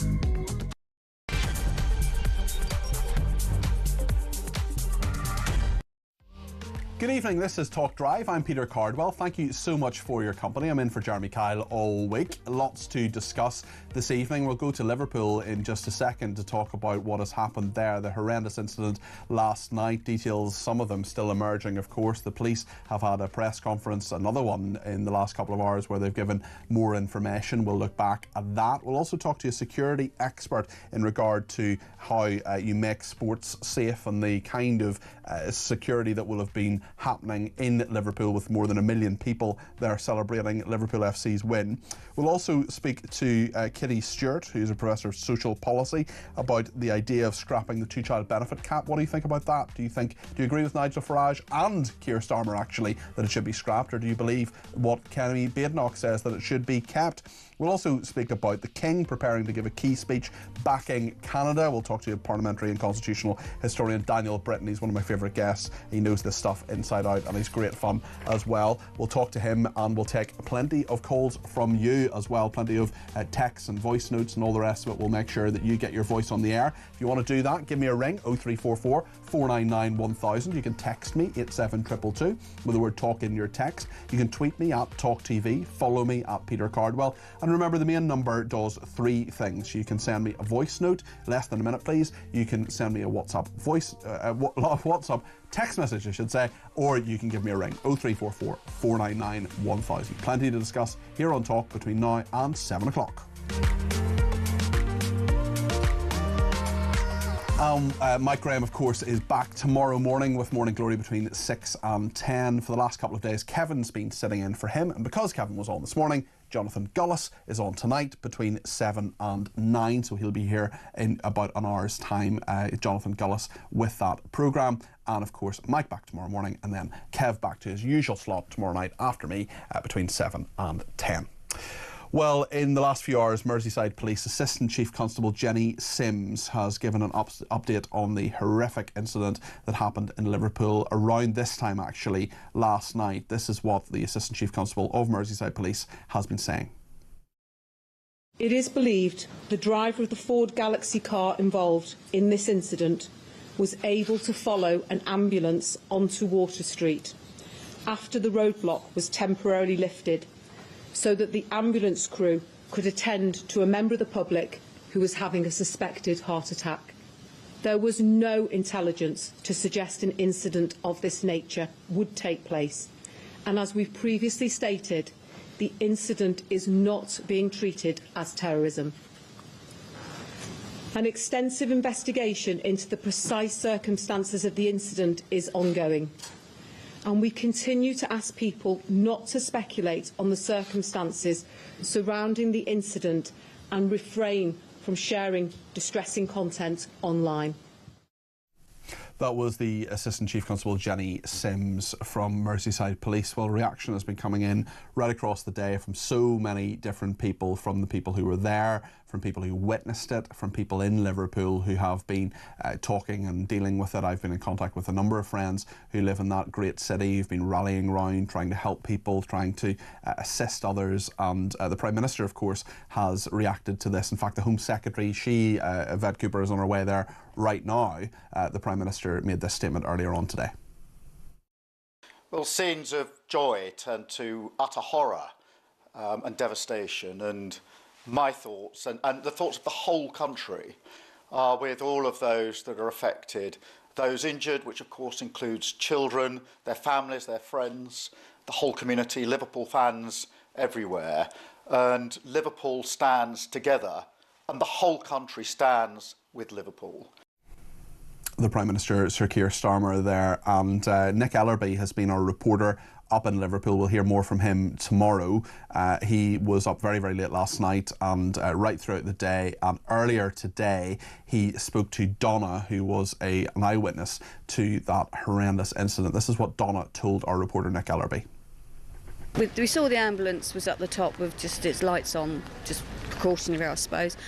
The next minute we heard sirens and people screaming, shouting, run. Me and my other half, Chris, we were holding hands anyway, so we literally just ran to the side street and we heard banging.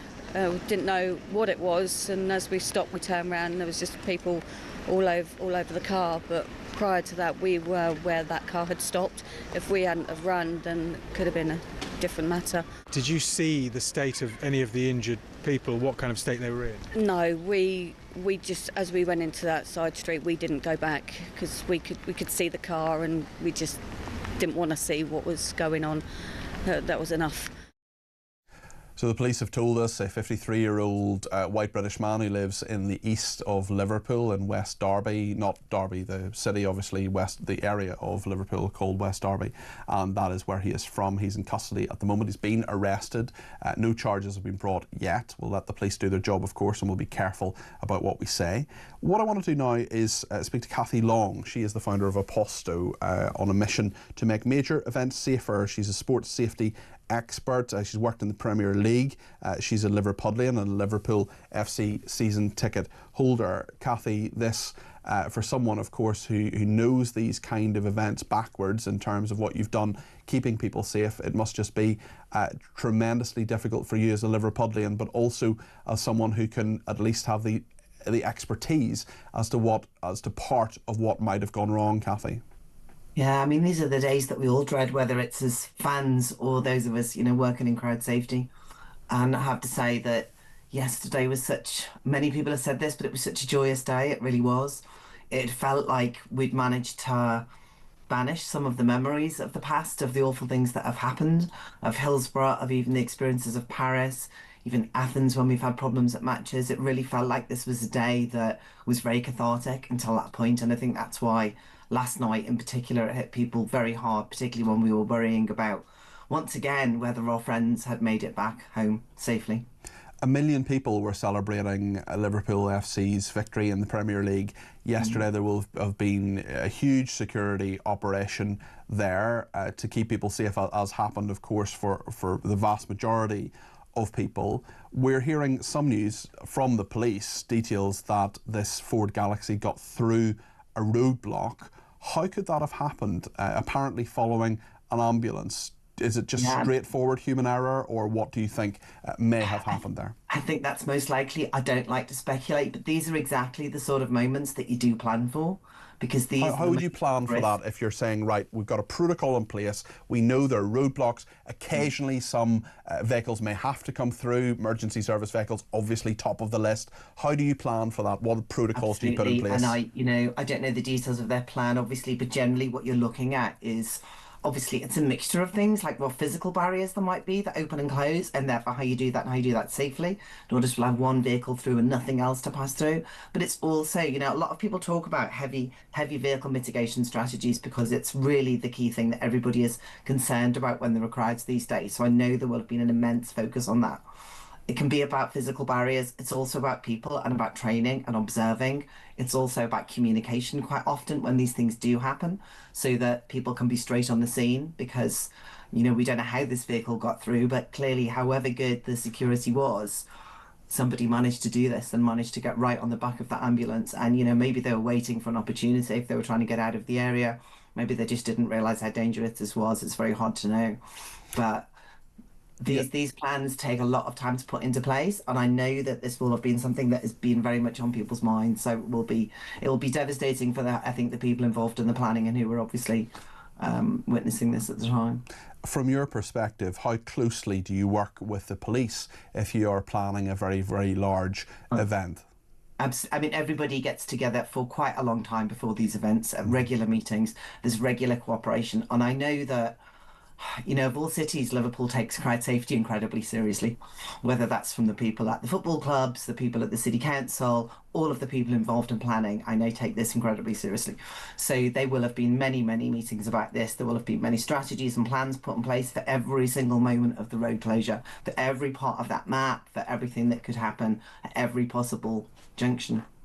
And it seemed as though it had gone so well up until that point. They'd managed a 10-mile route incredibly safely. There were people gathering from really early in the morning. I was at the south end of the route where it started, and I would say 3 hours before it started, it was really, really busy. And I chose not to drive past any later than that. I went on all sorts of different routes to do what I needed to do that morning because I didn't want to have to drive through where the crowds were, because you know how risky it is, because people can step off the pavement onto a road at any point. You know, they can just be unbalanced. You know, it's really fraught with a lot of risk, these events. And I think it's a credit to everybody that most of it does go off as safely as it does, really. Kathy, thank you so much for your perspective on that. That's Kathy Long, who's a Liverpudlian herself, Liverpool FC season ticket holder, but she's also a sports safety expert and founder of Aposto, which is a company which says it's on a mission to make major events safer. I want to speak to Mike Prendergast now. He's the Conservative Group Leader of Sefton Council, Duke's Ward Councillor, Deputy Chairman and the spokesman for the Southport Conservatives. Thank you for joining me today, Mike. I appreciate the fact that you've done so. I just wonder what your thoughts are today, especially as we are around 24 hours on now from this horrific incident in the centre of Liverpool. Well, first and foremost, my thoughts are with those injured and affected by what happened yesterday. But no one should be going to an event like that and then wondering about their safety and having to go through what happened. Really, yesterday was purely, or should have just been, about an outpouring of joy for the city, a celebration, and it turned into a ghoulish nightmare, really. And there's still many people in hospital, and we've got to thank the emergency services as well for what they did. Once again, running towards danger. They didn't know what was unfolding at the time. They had no idea what was going on. All they knew is that they wanted to help people. So first and foremost, my thoughts are with those affected, and wanting to thank the emergency services as well. Clearly, we're getting more information from the police. They put some information about the suspect, who's now been arrested, into the public domain very early on in this. But we also know from what the police have told us themselves that this Galaxy vehicle, Ford Galaxy vehicle, got through a barrier, tailgating an emergency service vehicle, an ambulance. I wonder if you think the police need to be held accountable for that and what should happen in regard to that. Obviously, they're continuing their inquiries and they are continuing to interview the suspect who has been arrested, and no charges have been brought so far.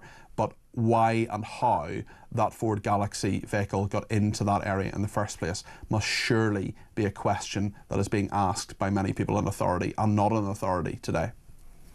I'm sure in the fullness of time there will be a full investigation into what happened, and if anything needs to be improved for the future. I think right now the police are focusing on the investigation regarding what happened yesterday. They have a suspect. I don't think anyone's been charged as of yet. That's right. But their inquiries are still ongoing, and they'll be carrying out that investigation fully, I've no doubt. And I'm fairly certain that there will be a review about any additional measures which could or could not have been taken on that day yesterday, which might have prevented what had happened. But right now, I think the focus has to be on the police being allowed to conduct their investigation. If anyone has any information about yesterday, if they were there were hundreds of thousands of people there, they should get in touch with Merseyside Police to give that information to them. But maybe in the fullness of time, there will be a review. Liverpool is a great city. I've spent a decent amount of time there, and my friend Carol sent me a message yesterday saying that last night lots of Liverpool people offered lifts, places to stay, various other things to anyone who needed them. We have wonderful people who live in this city. I just wonder how Liverpool comes to terms with what has happened, how it deals with that, and how it recovers. Well, it's a resilient city. It's been through a huge amount. I mean, I'm originally from Liverpool myself. I mean, I live in Southport now, but I'm originally from Liverpool myself, and I'm proud to be from Liverpool. And it's a resilient city with tons of compassion and wanting to help people. And when these kind of tragic events happen, it's clearly a tragic event, but it also brings out the best in people wanting to help others, people wanting to show their support. And I'm fairly certain that Liverpool will continue to be the great city that it is, and that the people in the wider area will continue to help and support those in Liverpool as well. Mike, thank you. That's Councillor Mike Prendergast, a Conservative councillor on Merseyside there. Lots to discuss with that. Let me know your thoughts on what Kathy and Mike have said. 0344 499 1000. We're going to talk about the two-child benefit cap as well, and indeed the King giving a speech backing Canada. Very interesting and tricky diplomatic situation there for him as well. Lots of people getting in touch. We'll take more of your calls, of course, between now and 7 when Jonathan Gullis will be in the chair, in for Kevin O'Sullivan. But plenty of time to talk between now and then. Stay with us.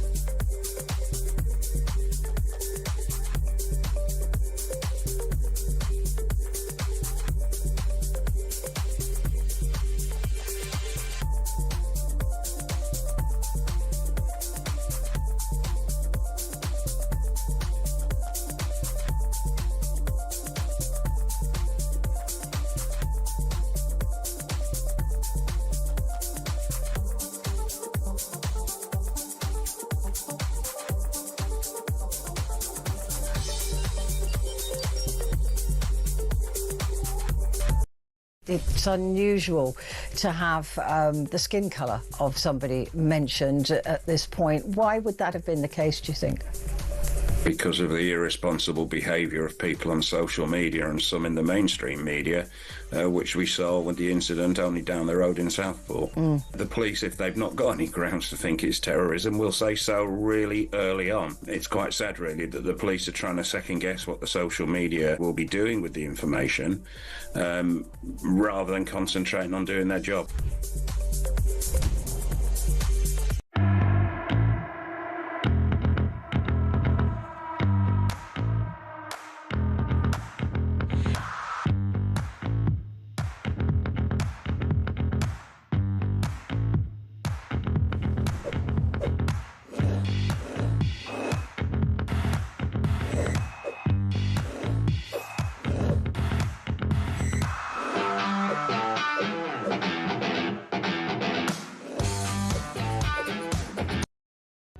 Across the UK, on DAB+, on your smart speaker, on your smart TV, and on your side.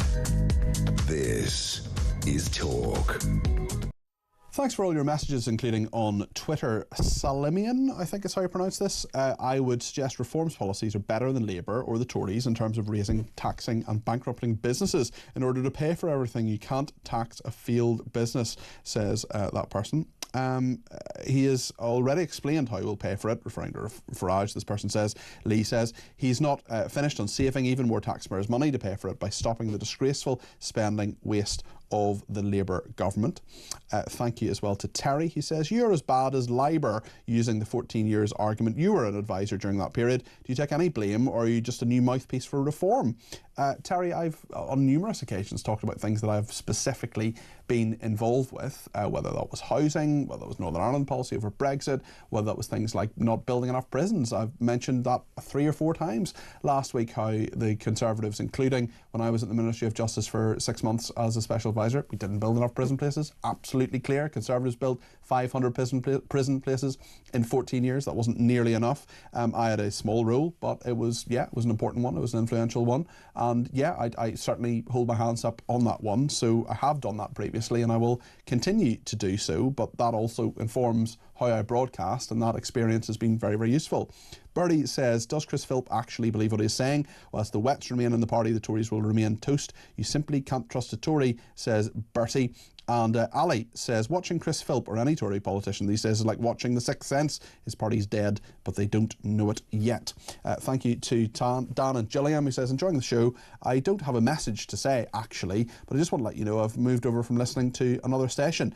Prefer the frank and open discussion on Talk, says Dan. Well, thank you, Dan. I appreciate that. Jane says, some might say Nigel Farage is already setting the agenda. He's running rings around all of them. And Rob says, I'm in the West Midlands. Just my take on what Reform are likely to do when they get in particular about raising the tax threshold for earnings to £20,000. I imagine it would be stepped over the duration of the first tenure, maybe up from 12 to maybe 14 in the first or second year, and then likely based on how well they can grow the economy. It's simple. Keep up the good work, says Rob. Well, one of those flagship policies is, of course, on two-child benefit, the two-child benefit cap. Nigel Farage says he wants to get rid of it. I spoke to John McTernan yesterday. He is a former advisor to Tony Blair who called it immoral. Kitty Stewart is with us now. She is Professor of Social Policy at the London School of Economics and Political Science. I know, Kitty, you have researched the effects of child benefit policies on poverty. Are Nigel Farage and Keir Starmer correct, or is Kemi Badenoch correct in what she's saying that actually it should be kept because it's unfair if you only have 2 children? No, I having researched the impacts of the policy, I'm very strongly in favour of it being scrapped. If you had to design a policy that pushed child poverty up, this is a pretty effective policy. It works out what a family needs. In tough times, if they lose their job or a relationship breaks up, someone becomes disabled, you work out what a family needs, and then you say, no, we're not going to give you what you need, we're going to give you less, we're only going to give you something for your first 2 children. So it bakes child poverty into our system, and that is it's bad for children and it's bad for all of us because poverty has long-run costs. We're missing out on children's potential. and we're spending a lot on the impacts of poverty in terms of health costs and so on. I don't think too many people say, right, I will bring another human being into the world simply so I can get child benefit. I don't think there are too many people who think that. But what I do think is that there are some people who say, I can afford to have one child, or I can afford to have two children, or I'm not going to have a second child, or indeed any children, because I can't afford it. If those people are being quote unquote responsible, I don't want to demonise anybody for being irresponsible for having more children, but essentially, isn't it fair to say, well, from this point, if you have more than two kids, we're not going to help you with child benefit? Isn't it reasonable to say, actually, taxpayers will help you to a degree, but they won't do it indefinitely, and they won't do it in regard to having more and more children? Well, I think there's a few things I'd say in response to that. The first one is, first and foremost, it's about the children. This money is to support the children, and evidence shows very strongly that benefits received by families are spent on children, and they're spent on making sure that children have what they need. So I think in this country, we think, we see the adults first and foremost, and children are sort of hidden in the background. It's quite interesting compared to the way other countries see children and where they place them. If we think about the children first, it makes no sense at all to say, because you're the third child in the family, nothing to do with your own decision making, but because if you're in the third child, we're not going to give you any support. So that's one thing. The second thing, of course, is that very many families have children when things are going well. You've got two adults in work, for example, and then what happens is things go wrong for people. So the social security system, the whole kind of goal of it, really, the reason that we have it since the Second World War, is that when things go wrong, at times in life when people need more support, it's there to pick you up. So in essence, if you're saying we only support families with two children, you're saying you make a decision that nothing's ever going to go wrong for you. And that's very few people, would therefore be able to have a certain number of children. You're talking about very, very rich people, Jacob Rees-Mogg, Boris Johnson, they would be able to. But if you're a nurse or a teacher, then it's not for you. And then, of course, there's the fact that not all children are planned. That's another point.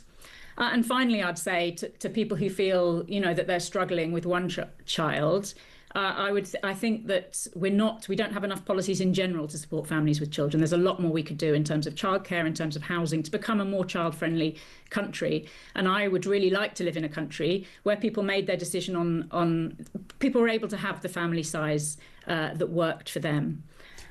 So there's more we can do for everybody. In terms of what Labour is saying, and to a lesser degree what Nigel Farage is saying, because Labour are in government, they're saying, yes, we can change it. The Education Secretary, who essentially has responsibility for children in our society from a policy perspective, is saying this could cost £3.5 billion. Now, we're told by Labour time and time again, there's no money, we've got to make cuts, we've got to change things, we've got to take winter fuel allowance away, and so on. Reinstating this would be a major pressure on the public finances, would it not? Yeah, I mean, politics is about making choices, isn't it? But the government is to choose. It is. The government is to choose. And I think one issue is that, the long run cost of child poverty are very, very high. The latest estimates I've seen are about £39 billion a year we spend picking up the pieces from the fact that we're not giving children what they need from the beginning. So those are the costs for the health service, for the education service, which education, schools and teachers will tell you that they spend, some of the school budget goes on making sure that children have the things that they need because their parents can't afford them.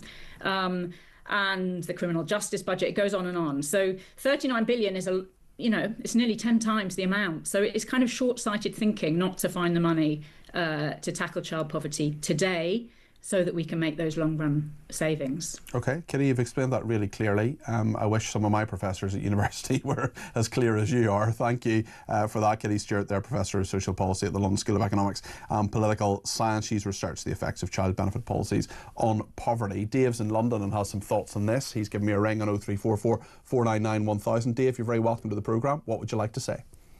Hi, Peter. Your last guest talked about child poverty, but Reform are talking about this as population growth. Yep. And they've both got a problem with this. The average family size hasn't changed in about the last 20, 30 years for people that have children. Mm-hmm. It's about 2.5 and it's actually grown to about 2.6. The issue is childless people, childless women. In 2007, it was 14% in America. In 2018, it was 33%. It's now above 50%. And that's the same for most countries. So if it's about population, the question is not about why are people having so few children, because they're not. The question is, why are so few people becoming parents, not even having one child? So surely... Maybe they don't want to. Maybe they don't want to have children. Maybe they have other priorities in life. They may not, but then that's fine. Then you just have to accept the fact the population is going to decline. But if you want to look at the population, you've got to try and incentive people to actually have children in the first place. So is it really up to the government to incentivise people to have children? Well, okay, you don't have to, but then you have to accept you're going to have a population decline. And that with all the changes and all the problems that brings. No, I totally get that. Yeah, it's one or the other. You don't have to do anything. No, you can actually tell people don't have children. In fact, let's just have I'm not advocating for population. No, sure. No, I totally get that, Dave. You're outlining it, and it's very, very interesting what you're saying. So presumably on that basis of what you're saying, you believe the two-child benefit cap should be scrapped because we can't disincentivise people. No, if you scrap it, all you'll do is pay money to people that already have 3 or 4 children, right? If you want to improve the child rate, why not change the first child from £26 a week to £50 a week? Because that would at least encourage people to possibly have at least one child. People are not going to have a child because child benefit is £50 a week. That's not going to happen. Okay, make it 100 a week. Look, you cannot bribe people and say, well, you're going to have all this. If a child, first of all, certainly in infancy, will cost a lot more than £100 a week. Okay, then don't get rid of the child cap, because if you're getting rid of the child cap to encourage people, it depends whether you're getting rid of the child cap to solve child poverty or to increase population growth. And you're right, there are different arguments around this, yeah. And Reform said today it was about population growth. They didn't say it was about child poverty. So if you want to scrap the 2 cap, fine, you're just going to spend $3.5 billion. It's not going to change the amount of children people have. It's just going to cover them more. But if you want to actually look at, encouraging people to have more children, you've got to get them to have one child. Peter, we're at 40% of women now. Even 50% are childless. That's up from 14% in 2007. But look at all the benefits that many childless women have. They may be saying, look, I want my career to be, I want to focus on my career, for example, rather than looking after children. I want to try to do other things with my life. I want to earn more money. I want to do, there are lots of reasons why, and it's not just about having children or not having children. You can have I don't have kids, and you can have a very successful and fulfilled life without children in it. We shouldn't simply be saying, well, women are there to be mothers. There are a lot more than that. Is a very important thing. But there's a lot more than that to women and indeed to men as well.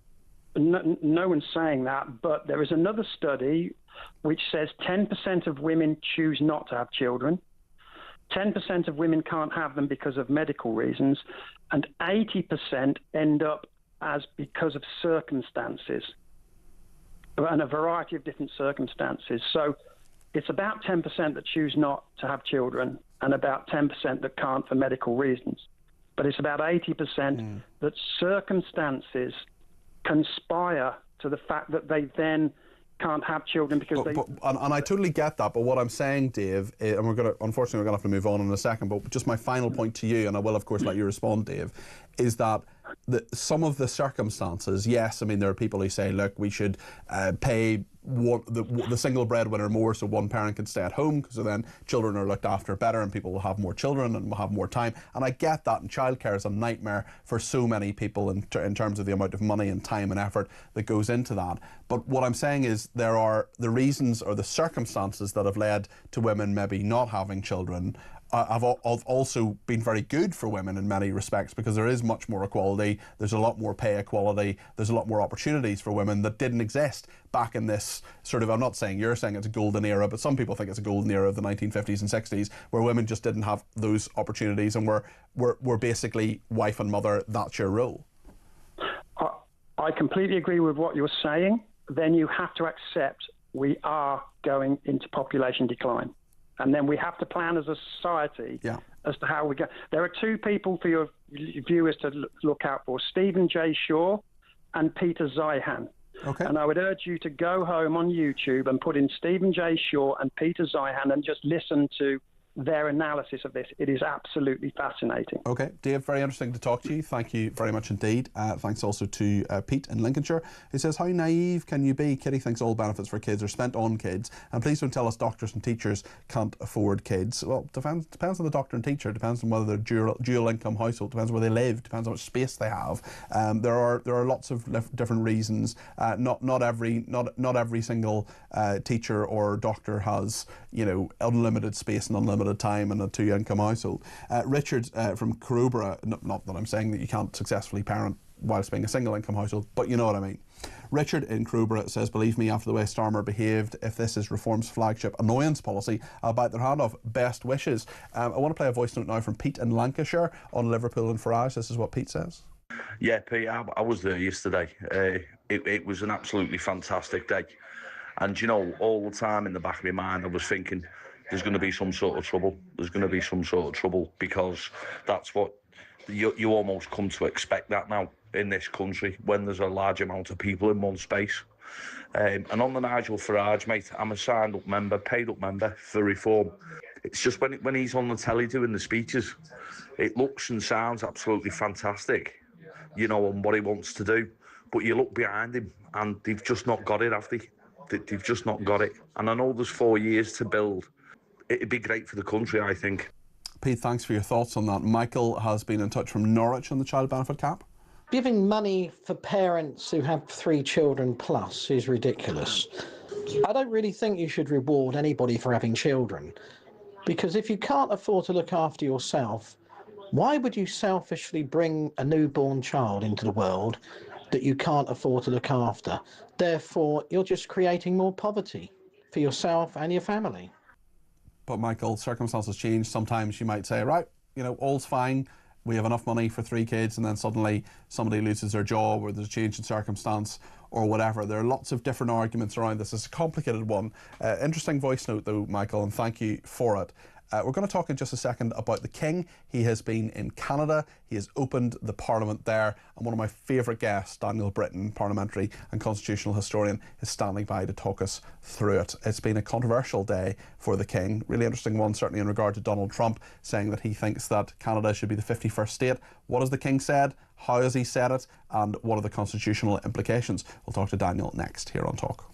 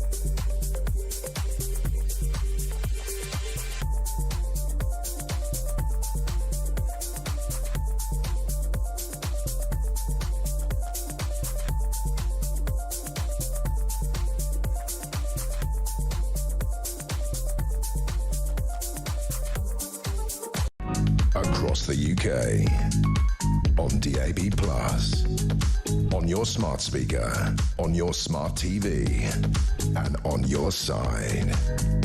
This is Talk. Well, Carol, who's my friend in Liverpool, she's been back in touch, and she said just another thing. She got in touch last night, early hours of this morning, to say, just to say that what I should say on this show is that lots of people in Liverpool offered lift, places to stay, various other things to anyone who needed them. We have wonderful people who live in this city, said Carol. She's just been in touch again, and she says, just another good thing about us Scousers, one of the people offering lifts last night and also this morning has declined to take any money for petrol. Instead, he has asked for donations to his local food bank. There are great people in Liverpool. They're rallying around, they're helping one another in the face of this horrific incident. We'll bring you continued coverage of that. Any developments, of course, we'll bring you right up to date here on Talk, whether it's on my show between now and 7 or Jonathan Gullis, who's on between 7 and 10, and Petri Hoskin, of course, from 10 o'clock. Well, King Charles in Canada has given the throne speech to mark the opening session of Canada's Parliament. In comments written by Mark Carney, the new Prime Minister there, the King has spoken of new economic and security relationship between Canada and the US, rooted in mutual respect. That's very interesting, and perhaps a slight contrast to some of the tone of Donald Trump. It will benefit both sovereign nations. I think the word sovereign, very important there. From the sovereign, of course, talking about Canada not becoming the 51st state. Very, very interesting. A lot of these kind of words is sort of what they're not saying as well. He says the Canadian government will unleash a new area of growth that will ensure we don't just survive ongoing trade wars but emerge from them stronger than ever. The speech was last read by a head of state by the King's mother, Queen Elizabeth II, in 1977, apparently. Well, we're going to talk to Daniel Britton now. I thought it was 1957. Maybe that's wrong. Daniel Britton can tell us anyway. He's a parliamentary and constitutional historian and one of my favourite guests. Was it 77 or 57? It was both, Peter. Oh, okay. The Queen opened a new parliament in Canada in 1957. Right. In 1977, she did indeed open just a session of Parliament. It wasn't after an election. Actually, that was the year of the Silver Jubilee, and the Queen went all over the Commonwealth, opening parliaments wherever she went. Canada, Australia, Anguilla, British Virgin Islands, everywhere. It was the year of opening parliaments. It was great fun. I remember watching them all. From your crib, obviously. King Charles, of course, giving the throne speech, and a really difficult diplomatic dance for him in Canada, especially in relation to everything else that has been said recently. And I wonder, Daniel, how important it is that the King or the Queen or whoever the sovereign is, and he's the King of Canada as well, of course, stays above politics. But there are things you can say, of course, just in very diplomatic language. Yes, there certainly are. But I think this speech pushed those boundaries quite a long way forward. I counted well over 10 references to Canada's sovereignty and protecting it. Now, I suppose the King could have said to Mark Carney, lay it off a wee bit, Prime Minister. You know, we don't keep needing to push it. You said strengthening relations with reliable allies, protecting Canada's sovereignty. We want to renew relationships with partners are challenging that we're finding. He began by saying there is a new sense of national pride, unity and hope. These references weren't accidental, Peter. They were laid on with a trowel, really, through the speech. And then, really right near the end, he quoted from the Canadian national anthem, "The true North is strong and free." And that gained a standing ovation. I mean, it's not very often that the King's speech in Westminster gains a standing ovation. Well, indeed. Certainly. And it's interesting, actually, just you mentioned Westminster there. I've been to the Canadian Parliament in Ottawa because I'm a geek, and Canada's a great country. It's a really lovely country, actually, in many respects. But interestingly, the House of Commons there and their Senate, it's basically modelled physically on the Houses of Parliament in Westminster. But there are some key differences in terms of what happened today versus the state opening of Parliament, aren't there? Well, there were, and they were rather forced on the Canadian Parliament because it's been undergoing, rather like Westminster, very extensive rebuilding works. Now, the result of this is that the Senate is a good 5, 6, 7 minutes walk away from the House of Commons. So if you are watching really keenly, and yes, Peter, I really was, you saw Black Rod trotting off to the Commons, and I think no one was very sort of clear why he was doing this, because he then disappeared for 25 minutes or so. He had to cross several streets to get to the House of Commons, and because the Senate is miles away from the Commons at the moment. So they used that time for music, the King meeting other people in the Senate chamber, other senators, former prime ministers, the Supreme Court of Canada, who I was delighted to say wear the robes of the Court of Session in Edinburgh, to my slight surprise. And then eventually the Commons turned up. So it got very elongated because of that. But just mentioning Black Rod and the comments you made, yes, it is extremely similar. There's a Sergeant-at-Arms, there's Black Rod, and the format is the same. I was reading today, there are 2 thrones for the King and Queen in the Senate, and funny enough, they've had 3 thrones over their history, and it's 3 times that the monarch has come and addressed them. So they don't last long, these thrones. They seem to always require a new one each time. The Senate is rather like our House of Lords. It's unelected, has gone on to a better form of nomination, people would say now, chosen by a more independent committee, and it's sort of gained a bit of authority in terms of that. It's wanted to flex its muscles more. But I think if you've seen the King's speech at Westminster, you will have felt quite at home in the Canadian Parliament today. Yes, perhaps just with a little bit more maple syrup and Joni Mitchell music. Quite a lot more maple syrup. I mean, one of the features of the King has been really pushing this out in recent weeks. He planted a maple tree recently. He wore, this is in London, he wore his Canadian medals. He's not shy about what he's doing today. He didn't. I would have been surprised if his mother had done this. Yes, it's a bit different, isn't it? About such a political move as this. He is really interested in what you might call an active monarchy, and today that proved it. Very interesting. Daniel, thank you. That's Daniel Britton there, parliamentary and constitutional historian. I appreciate his contribution. He's great, Daniel. He just knows all this stuff. You can throw anything at him. There was once, just for sport, basically, I threw to him and said, what is this Vassalin Perseverant Extraordinary? And he went, well, obviously in the 17th century, he just knows everything about all this stuff. He's a great guest. That's Daniel Britton there. We'll take some of your calls next, and we'll talk to Jonathan Gullis as well. He's coming up between 7 and 10. We'll find out what's coming up on his programme. Stay with us here on Talk.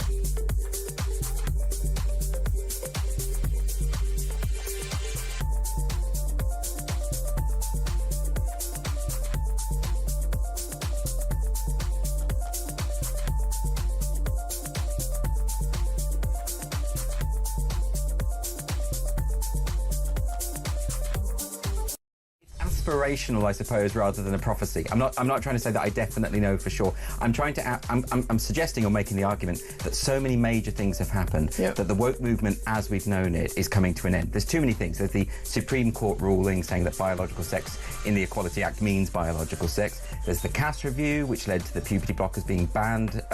We've had DEI being stripped out of major corporations across the world. The election of Trump and him saying, with these executive orders regarding no more men in women's prisons, no more men in women's sports.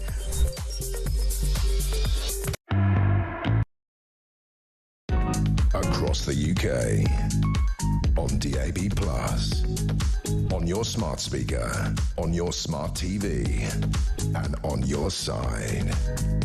This is Talk. Angie has been in touch in regard to this whole idea of the two-child benefit cap. Welcome to The Handmaid's Tale regarding a caller on the show, Women Forced to Have Children. No, I chose not to have children. I do not regret it, says Angie. Joe says £100 a week for your first kid. I love that colour on talk. Interesting way of looking at it.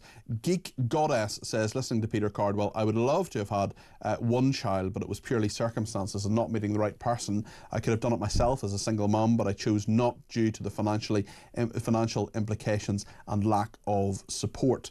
Let's talk to Sue in Kent about this. She's given me a ring on 0344 499 1000. Sue, you're very welcome to the programme. What would you like to say on this? Well, to be honest with you, Peter, I think you were quite dismissive about people that can't have children. I couldn't have children, or my husband and I couldn't have children. We tried everything. We didn't get any help at all. And I have paid into the system all my life. I have been paying for children, for people to have children for, 2, 3, 4 children, no matter how many they decide to have, and I've been paying for them. So I don't think the cap should come off. I think it should be at 2 children. If I had my way, people wouldn't get any help to have children. Most of the time it's their choice anyway. So I don't think you should be quite so dismissive about people that can't have children. I don't think I was dismissive, Sue. I hope I wasn't anyway. And I know there are a lot of people who really do struggle and really, really want children, and I know it's a big emotional thing for so many people. I apologise if I was dismissive, Sue. I didn't mean to be. Well, that's how it sounded, when you turn around and said, it's not so bad for women that can't have children. They can have careers now. No, I'm not saying that, Sue. I'm not saying that. I'm not saying that for people who can't have children. I'm saying that for people who've chosen not to have children. Maybe I didn't express myself clearly enough there, and I do apologise. I don't want to hurt anybody's feelings on this, because I know it's a really, really emotive issue, and Well, you did, because I'm 65 years old and I am still trying to deal with the fact that we've never had children. It affects all aspects of your life. You don't have friends because you can't have children. You don't have things that other people have. When you're at times of trouble, we couldn't get help with housing when we were homeless because we didn't have children. To understand it, you've really got to think about it. Perhaps you have to go through it yourself. But please understand that, having children, to some women, that's all they want to do. Yeah. And I'm not talking about having children outside of marriage or anything like that. I mean, that's all I wanted to do was be a mother, and it was denied to me. So I'm a bit bitter about it now at 65, and I don't see why I should be paying for other people to have children, especially when it comes to them having children by different men. I'm so angry about it. So I'm going to have to get off the phone now, Peter, and I'm so sorry if I've sounded really, really angry. You sound perfectly reasonable, Sue. You've made some perfectly reasonable points. If you want to get off the phone, that's entirely up to you, but you're welcome on this show anytime. You can give me another call anytime you like, Sue, and we'll happily chat again. Thank you very much. Okay. Thank you, Peter. Thanks, Sue.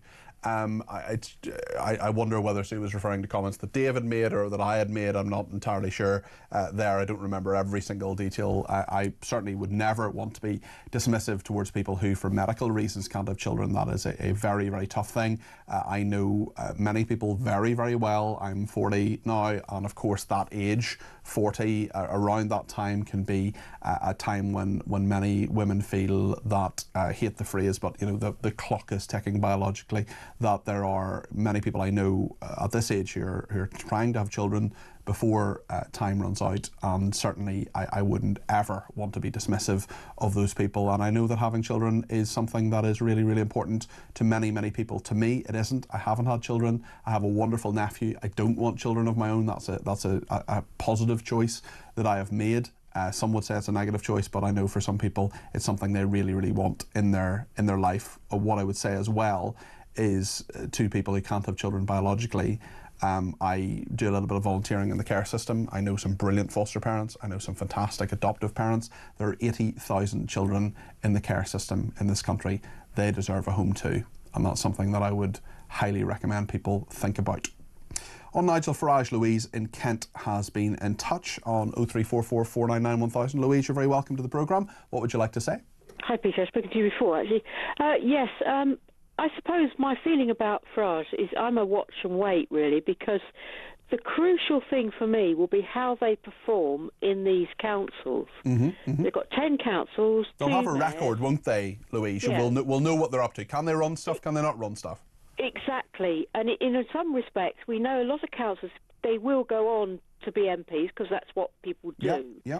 And if they do well in this, they've got 4 years. If they do well, then it bodes really well. If they make a mess of it, really anywhere, then we're all stuffed, frankly. And this is interesting, isn't it, Louise? It's a training ground for them. Well, you're absolutely right. And we're moving to this phase now where they have this executive power. They've got 2 mayors, they've got 5 MPs, Reform UK, and they've got many hundreds, nearly 700 councillors. Some of them will be really good, some of them won't be so good, but they'll have a record to campaign on. And it's interesting, I think, anyway, Louise, just hearing from Farage today, he's moving into a slightly different space, talking about not just opposing, but actually the practicalities of how he would be Prime Minister. I find that really interesting. Do you find him convincing, Louise? I don't know. I'm not sure about Farage myself, but the one thing I was interested in the other day, I was reading they had a lot of the Reform councillors up to London to give them some training, and I think that's key as well. Yes. Because a lot of these people have never done it before. I mean, one in our village, he's now a councillor, he owns a dog kennels, he's now a county councillor in Kent. And you think, well, what background have you got in any of this? Well, so the fact that they are looking to give them some training as to how to manage it all, etc., I think bodes really well. Well, that is definitely a good thing. Any role in politics, I was in a role behind the scenes, Louise, as an advisor. I got good training from good people, and you need it because you think you know politics, and then you suddenly turn up and actually you don't. Thanks, Louise, appreciate that. I just want to speak briefly to Liam in Derby, final call of the day. Liam, you're very welcome. You want to talk about Boris Johnson? Yeah, I just want to... Hi, Peter. Thank you. Hi there. I'm sorry. I've just wanted to add a little bit of context for people, because I know this Boris Johnson conversation keeps rearing its head, and I think it rears its head. And I just start by saying that there are a number of things I didn't agree with Boris on. Net zero was one of them. But I think as a whole, when we voted in the election in 2019, we voted for Boris Johnson. Yeah. And I think a lot of Tory members, like myself, are still a little bit aggrieved about how he was removed from power. Do you think he should come back, Liam? I think we've got to give Kemi a fair crack. Yeah. But I am getting more and more concerned that Nigel Farage is posing a bit of a threat. You're still a Conservative member, Liam, are you? Yeah, well, I was Reform. I was Conservative, made my way over to Reform, and then I came back to the Tories. Wow, OK, that's interesting. Why did you decide to come back to the Conservatives from Reform? Well, I stood in the general election, but it's... it's a longer story, perhaps. Yeah, a much longer story for another day. But anyway, when we reflect back on it, do I think Boris should come back? I think Kemi's got to be given enough time. But when we're talking about who could drag the Tories out of the decline that they seem to find themselves in, managed or otherwise, I don't think that Boris is somebody that we could be discounted. And I think when you actually speak to a lot of Tory members, you know, we lost Boris. We were given an opportunity to vote on somebody. We chose Liz Truss. And then I think she was booted out. And I don't know. I'm not in the parliamentary party, so I can't make the Well, we will see, certainly. Liam, we've got to end it there because I've got to talk to, ironically, Jonathan Gullis, the former Conservative MP. But Liam, thank you for that. There's a lot of ground that people still feel a little bit aggrieved over in that. What do you think? Should Boris Johnson return to blaze of glory, Jonathan? I think for the Conservative Party, if they want to get any cut through, have any relevance and be able to take on the personality of Nigel Farage, I think Boris Johnson has to return to frontline politics. Now, the question will be, does Boris want to give up what I'm sure is a very lucrative lifestyle right now? Does he really want to have to go and deal with opposition with only 121 Conservative MPs? Very unlikely to realistically win the next general election.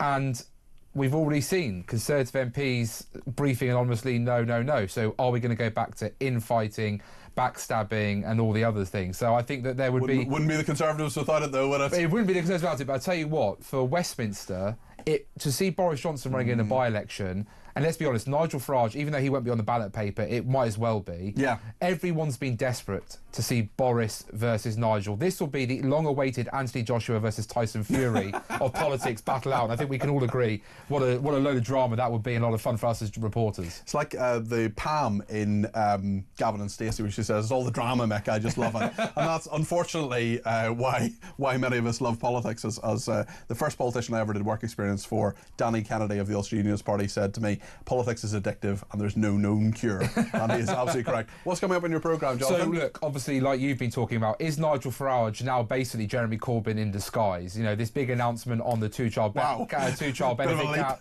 This is a big move from Reform. Will it actually upset their core voters, some of whom are feeling a bit bruised after the Rupert Lowe incident? We've got Gawain Towler, former head of press for Reform UK, coming in the studio. We're obviously going to be talking about Boris Johnson